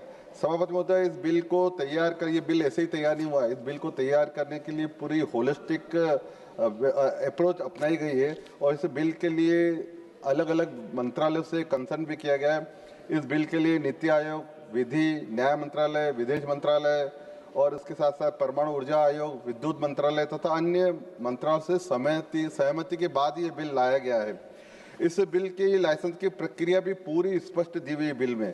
सेफ्टी पॉइंट ऑफ व्यू से सेफ्टी के क्या क्या प्रिकॉशन होना चाहिए वो भी इस बिल में बताया गया है। पूरा डिटेल में इस बिल में दिया गया है। मेरे विपक्ष के साथी ने बिल पढ़ा नहीं है। रेगुलेटर बोर्ड भी बनाया जा रहा है जो जिसमें प्रावधान रहेगा हर बात का, और इंस्पेक्शन हो तथा इन्वेस्टिगेशन हो, सभी का इसमें प्रावधान किया गया है। यदि कोई न्यूक्लियर डैमेज होता है तो उसके लिए भी मुआवजा और बीमे की राशि इसमें रखी गई है। माननीय सभापति महोदय, न्यूक्लियर बिल को लेकर हमेशा 2 बातें चर्चा में होती है। विपक्षी साथी भी कहते हैं कि इसमें एक रेडिएशन का प्रभाव रहता है और दूसरा वेस्ट का निष्पादन हम कैसे करेंगे। जहाँ तक रेडिएशन की बात करो, जो वैज्ञानिक हमें बता रहे हैं कि रेडिएशन की बात करो, ये रेडिएशन इसमें न्यूक्लियर क्षेत्र में इस पार्लियामेंट से भी कम होता है, ये उन्होंने कहा है। दूसरा, जहाँ तक वेस्ट डिस्पोजल की बात है, वेस्ट डिस्पोजल के लिए उन्होंने कहा है कि वेस्ट डिस्पोजल हम लेंगे और उसमें भी प्रोसेस करेंगे। माननीय प्रधानमंत्री जी कहते हैं कचरे से कंचन, तो ये उसका जो वेस्ट रहेगा उसमें भी प्रोसेस करके हम कमाएंगे। इस बिल के अंतर्गत परमाणु ऊर्जा नियामक परिषद का भी गठन किया जाएगा। इस परिषद के अधिकार व करते हुए इसमें पद दिए हुए हैं। माननीय सभापति महोदय, वर्तमान में भारतीय परमाणु बीमा पुल जो परमाणु क्षति के लिए 2010 अधिनियम की तरफ से सिर्फ 1500 करोड़ की लायबिलिटी तय करता है, लेकिन इस बिल में न्यूक्लियर स्टेशन स्थापित करने वालों ऑपरेटरों के लिए विभिन्न लायबिलिटी क्लासिफाइड की गई है। अगर हम बात करें कोई 1200 मेगावाट से अधिक का रिएक्टर बनाता है तो 3000 की लायबिलिटी रहेगी। अगर कोई 500 मेगावाट का रिएक्टर बनाता है तो उसको 1500 करोड़ की लायबिलिटी रहेगी। 250 मेगावाट से अधिक का रिएक्टर कोई बनाता है तो 750 करोड़ की लायबिलिटी रहेगी। 50 मेगावाट से अधिक का अगर कोई रिएक्टर बनाता है तो 300 करोड़ की लायबिलिटी रहेगी, और 50 मेगावाट तक अगर कोई रिएक्टर बनाता है तो 100 करोड़ की लायबिलिटी रहेगी। किसी भी अगर कोई विवाद होता है, उस विवाद को निपटने के लिए, निराकरण के लिए परमाणु न्याय प्राधिकरण का भी इसमें प्रावधान किया गया है, और इसके बाद भी अगर वो संतुष्ट नहीं है तो हाईकोर्ट और सुप्रीम कोर्ट भी जा सकता है। न्यूक्लियर लायबिलिटी फंड का भी इसमें प्रावधान किया गया है, बीमे का भी प्रावधान किया गया है। माननीय सभापति, मुझे पुरानी सरकार में, इनकी सरकार में हमने देखा कि किस प्रकार इस क्षेत्र में दो प्रमुख बाधाएं थी। एक तो पूरा जो ये नियंत्रण था वो सरकार के पास था, और दूसरा प्राइवेट प्लेयर इसमें कहीं नहीं आ रहा है। लेकिन अब इस बिल के प्रावधान में प्राइवेट प्लेयर भी आ सकते हैं। इस बिल में आने से बड़े पैमाने पर परमाणु क्षमता का विस्तार होगा, निजी निवेश आगे आएंगे, सुरक्षित और बेहतर रिएक्टर बनेंगे, स्मॉल मॉड्यूलर रिएक्टर बनेंगे, जो डाटा सेंटर और एआई के लिए आने वाले समय में आवश्यकता है। भारत इसमें आत्मनिर्भर बनेगा, और जो माननीय प्रधानमंत्री जी का संकल्प है नेट जीरो 2070 में, उस लक्ष्य को हम पूरा करेंगे।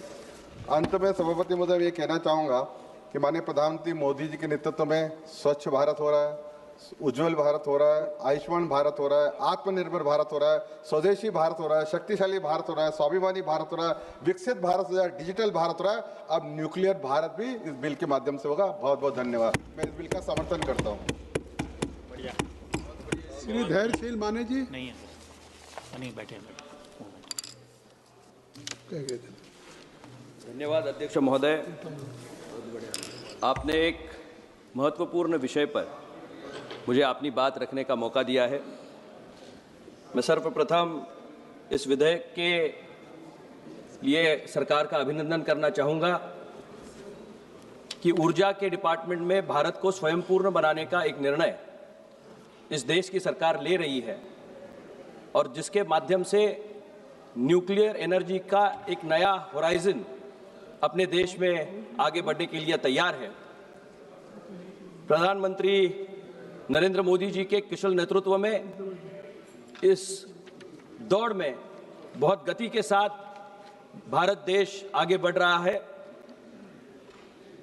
2047 में देश को विकसित भारत में अगर परिवर्तित करना है तो ऊर्जा के डिपार्टमेंट में हमें स्वयं पूर्ण होना पड़ेगा। और लाल किले से जो मोदी जी ने भाषण दिया था इस समय, उन्होंने कहा था कि भारत ऊर्जा के डिपार्टमेंट में स्वयं पूर्ण होने के लिए अब पहल करेगा, और उसकी नींव रखने का काम इस माध्यम से हो रहा है। न्यूक्लियर एनर्जी का जो चर्चा हो रही है उसकी शुरुआत महाराष्ट्र से हुई थी। डॉक्टर होमी भाभा ने पहली बार ट्रॉम्बे में, पालघर जिले में न्यूक्लियर सेंटर ये शुरू किया। न्यूक्लियर रिएक्टर की शुरुआत हुई, और अप्सरा नामक पहला न्यूक्लियर रिएक्टर जो देश में शुरुआत हुआ वो महाराष्ट्र से हुआ। महाराष्ट्र ने हमेशा ही वैज्ञानिक दृष्टिकोण और उसको नेतृत्व देने का काम किया है। इसलिए अब जब शांति बिल लाया गया है, इसका नाम भी बहुत रोचक है आदरणीय अध्यक्ष महोदय। अगर आपका सामर्थ्य है तो ही पड़ोसी आपके साथ शांति रखेंगे। आप एक न्यूक्लियर पावर नाम के माध्यम से आप दुनिया के पटल पे जब जाते हो तो 7th बिगेस्ट न्यूक्लियर रिएक्टर हमारा देश का है। इसके वजह से आस पड़ोस के देशों की तरफ आप देखो तो उनकी अवस्था क्या है, लेकिन तिरछी नजर से देखने वालों को भी न्यूक्लियर पावर से डरना पड़ता है। और इसका शुरुआत अगर किसी ने की होगी तो श्रद्धेय अटल बिहारी वाजपेयी जी ने की, और उनके माध्यम से इस देश को एक नए आयाम पर ले जाने का काम तब टाइम में हुआ। तब भी ये कहा जाता था कि न्यूक्लियर पावर की जरूरत भारत को क्या है, लेकिन अटल जी ने अटल निश्चय से ये साबित कर दिया कि आने वाला भविष्य एनर्जी का होने वाला है, और एनर्जी को अगर हम न्यूक्लियर पावर से ले पाए तो निश्चित रूप से जो पारंपरिक ऊर्जा होती थी उससे बचत करते हुए उन्होंने एक नया आयाम रखा। तब भी विपक्ष के लोग कहा करते थे कि भारत न्यूक्लियर की जरूरत नहीं है, लेकिन मैं ये कहना चाहूंगा कि आज भारत एक नए विपक्ष के लोग तभी नहीं, आज मैं आपसे आप उनकी बात करें, कृपया बैठे बैठे आप किसी कोई बोल। और ये कांग्रेस का तब का कहना था कि न्यूक्लियर पावर की जरूरत नहीं है, लेकिन अटल जी के विश्वास ने लोगों को के सामने एक उदाहरण रखा और अमेरिका जैसी देश भी तब इसका विरोध कर रहे थे, लेकिन भारत ने अपना लोहा मनाया और निश्चित रूप से अटल जी की वजह से आज देश एक नए आयाम पे, ऊंचाई पे जा रहा है। मैं कुछ प्रावधान जो यहाँ है न्यूक्लियर एनर्जी के बारे में, वो मैं आपके सामने मद्देनजर रखना चाहूंगा। कुछ क्लॉजेस नए इसमें ऐड किए गए हैं। कड़ा लाइसेंस तंत्र इसमें इस्तेमाल किया गया है, जिसके माध्यम से क्लॉज 3 और 4 के माध्यम से विपक्ष डर फैला रहा है कि प्राइवेट लोग आएंगे तो सुरक्षा खतरे में पड़ जाएगी, लेकिन क्लॉज 3 ये स्पष्ट करता है बिना सरकार के लाइसेंस और सेफ्टी ऑथराइजेशन के कोई भी इसमें काम नहीं कर पाएगा। इसका क्लॉज 3 में प्रावधान किया गया है। इसका फोकस SMRs पर भी है। स्मॉल मॉड्यूलर रिएक्टर्स देश में बनने चाहिए, इसके लिए इसकी योजना बनाई जा रही है। ये मोबाइल फोन की तरह छोटे छोटे पोर्टेबल होंगे, जिनके वजह से युवाओं को न्यूक्लियर वैज्ञानिक बनने में एक नया मौका बन जाएगा। क्लॉज 4 की तरह की वजह से रेडियो एक्टिव पदार्थों की सुरक्षा, security of radio active material के लिए सरकार ने विशेष शक्तियों अपने पास रखी है। संवेदनशील गतिविधियों, सेंसिटिव एक्टिविटीज केवल केंद्र सरकार के नियंत्रण में होगी। यानी इनोवेशन प्राइवेट हो सकता है, लेकिन कंट्रोल यह सरकार का ही रहेगा। निश्चित रूप से सरकार सुरक्षा कवच के रूप से इसमें देख रही है। क्लॉज 14 लायबिलिटी जो है, यह प्रावधान जनता के विश्वास के लिए सबसे जरूरी है। क्लॉज 14 में सरकार जिम्मेदारी ले रही है। परमाणु दुर्घटना अगर कोई हो तो उसकी सारी जिम्मेदारी केंद्र सरकार की होगी। यह निश्चय के साथ सरकार इसके लिए आगे बढ़ रही है। इसके लिए न्यूक्लियर लायबिलिटी फंड भी अलग से बनाया जा रहा है। लोगों को सस्ती बिजली चाहिए सर, और अगर थर्मल एनर्जी हो या अदर रिसोर्सेस है, उससे सस्ती बिजली अगर हमें देनी है तो हमें न्यूक्लियर एनर्जी को यूटिलाइज करना, उसका प्रावधान करना बहुत जरूरी हो गया है।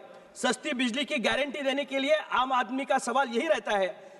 क्लॉज 37 में सरकार ये अधिकार अपने पास रखती है कि परमाणु बिजली के टैरिफ का जो नियंत्रण है वो सरकार ही निश्चित करेगी। इसमें ईंधन की लागत हो, कचरे का प्रबंध, वेस्ट मैनेजमेंट हो का खर्चा हो, जोड़कर इसकी जो लागत है उसके बाद ईज ऑफ लिविंग के लिए इसका एक हिस्सा निश्चित रूप से सरकार करने का प्रावधान कर रही है। विवाद निवारण और नियामक क्लॉज 54, 57 और स्टैट्यूटरी स्टेटस AERB को तथा एक हमारा रेगुलेटरी AERB केवल एक बोर्ड था, अब उसे कानून के तहत वैज्ञानिक दर्जा स्टैट्यूटरी स्टेटस देने का प्रावधान है, मिल रहा है। वह अब सख्ती से काम कर पाएगा।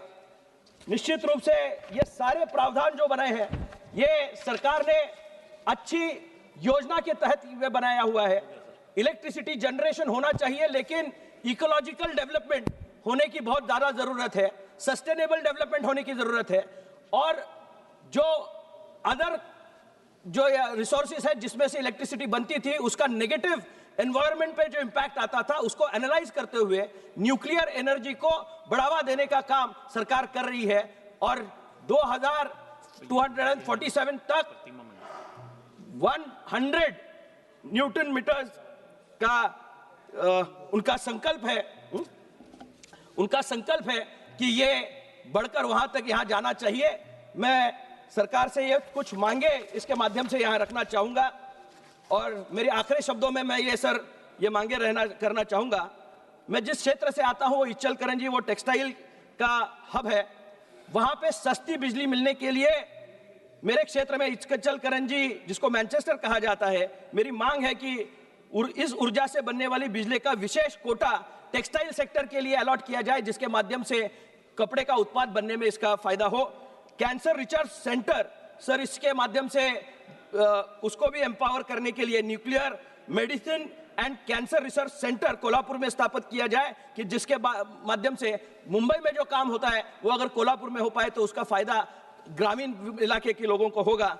मैं धन्यवाद। टेक्सटाइल के साथ ही निश्चित रूप से शांति बिल का मैं स्वागत करते हुए ये आखिरी पंक्तियां कहना चाहूंगा। ये नया भारत है, नई ऊर्जा से जगमगाएगा। विकास की यात्रा को कोई रोक नहीं पाएगा। यह शांति का बिल दस्तावेज है उस सुनहरे कल का जो 2047 में हमारे देश को विकसित भारत बनाएगा। बहुत बहुत धन्यवाद। Thank you very much. Shrimati Pratima Mandal ji. Pratima Mandal ji. Pratima Mandal ji. Thank you, Honourable. You want to speak just now, or either you want to speak later on? Are you ready? Yes, I am ready. You can start. Thank you, sir. On behalf of All India Trinamool Congress, I rise to speak on the sustainable harnessing and advancement of nuclear energy for transforming India Bill 2000. Sir, mic is not. There is no mic, sir. You start your Now it is speech, on. I think so Now you it will is get on. automatic. Sir, on behalf of All India Trinamool Congress, I rise to speak on the sustainable harnessing and advancement of nuclear energy for energy for transforming India Bill 2025. That means Shanti Bill 2025. Sir, before delving into today's topic, I would like to share something, sir. Sir, Enrico Fermi is widely credited with inventing nuclear power for practical use, creating the world's first artificial nuclear reactor in 1942. So, nuclear energy is a form of energy released from the nucleus, the core of atoms made up of protons and neutrons. This is done by splitting atoms named fission, and which is used in power plants. The primary atoms used in nuclear fission are heavy unstable elements like uranium, plutonium, and thorium as a potential fuel which are bombarded by neutrons to split their nuclei, releasing massive energy in a chain reaction for power or weapons.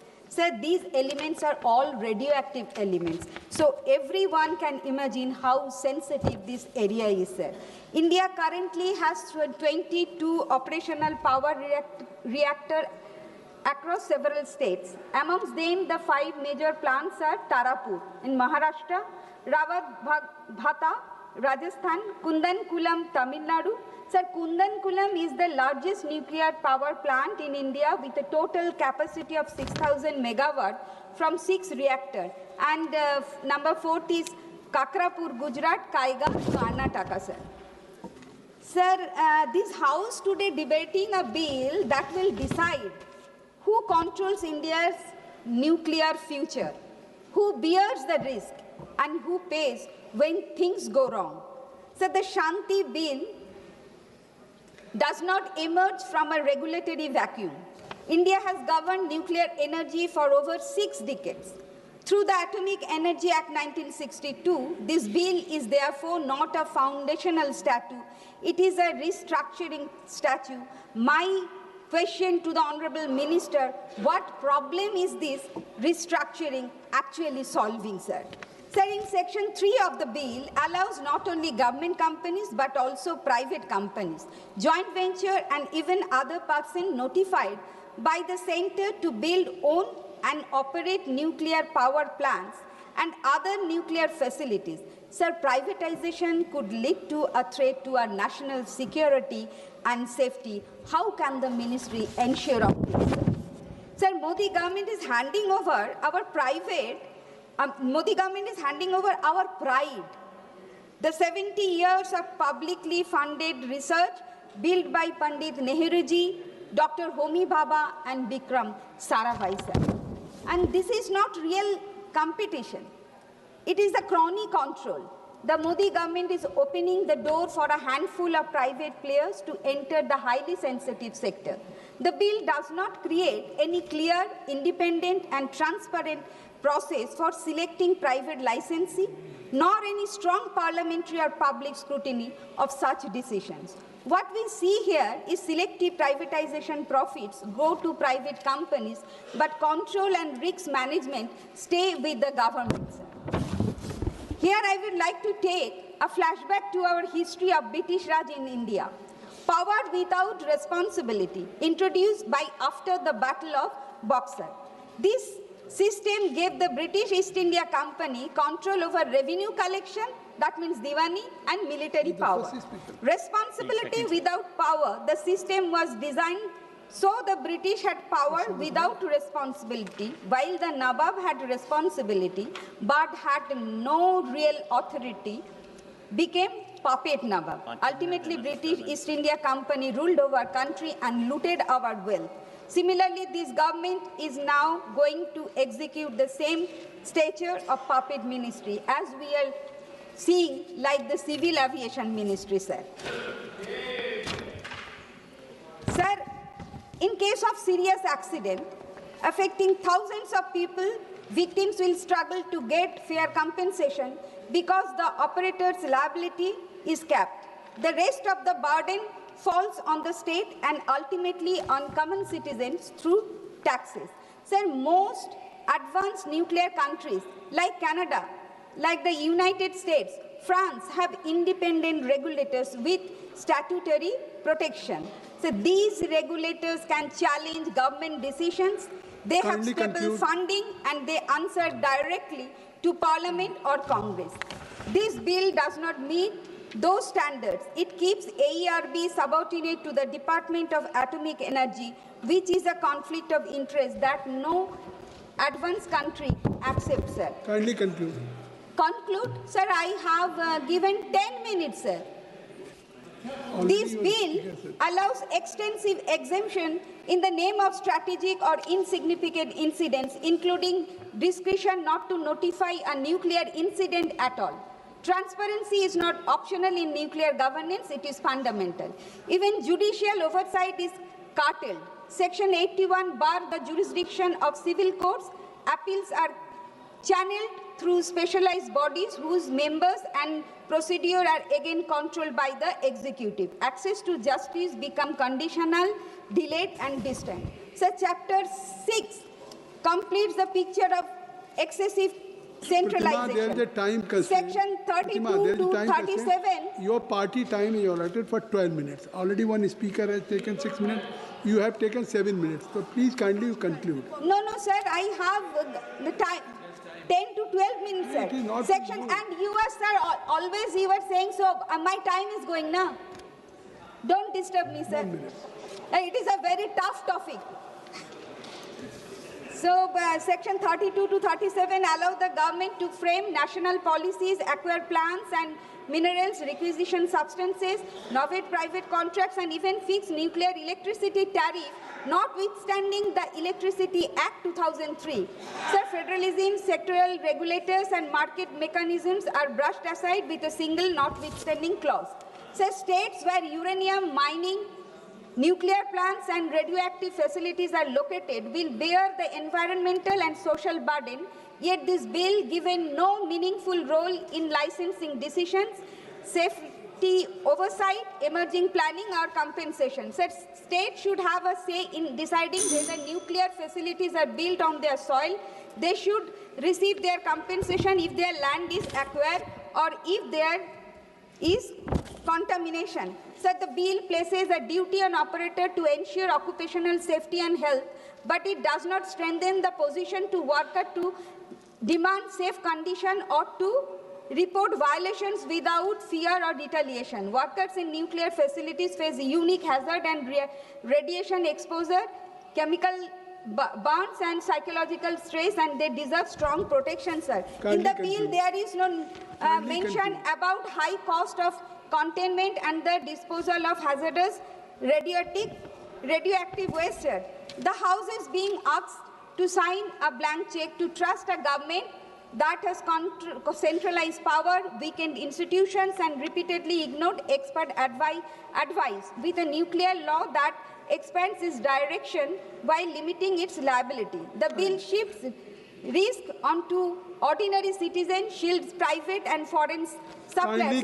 Everybody is talking about the we should take a lessons about the grave incidents, that explosion in Chernobyl, Ukraine, and the Fukushima Daiichi, Japan. But we must not forget about the incidents which happened in the Bhopal. Honorable Sir, Honorable Speaker. Honorable Speaker. Last line. And sir, last line, sir. Last line. Sir, during the introduction of 3 bills, including this Shanti bill, when some members of opposition raising their voice, Honorable Parliamentary Affairs Minister suddenly stood up and said, we will pass all the bills. Sir, this kind of arrogance we have. Honorable Speaker, sir, if this bill is called Shanti bill, then poison can be called prasadam. That's what the equivalent is. Sir, in this bill, I have a better name for this bill, sir. This bill is actually limited private liability, unlimited public suffering bill, sir. We can call it loose bill. Sir, it doesn't matter how we expand our nuclear energy matters, sir. 10 minutes. But how much we expand it. Sir, energy policy is not merely a question of megawatts or gigawatts, as you know, sir. It is a question of strategic autonomy, safety, accountability, and democratic control. Sir, nuclear energy, unlike any other sector, sits at the intersection of democratic civilian development and national security, sir. Decisions taken in this domain cannot be reversed easily, and hence, precisely the reason why this bill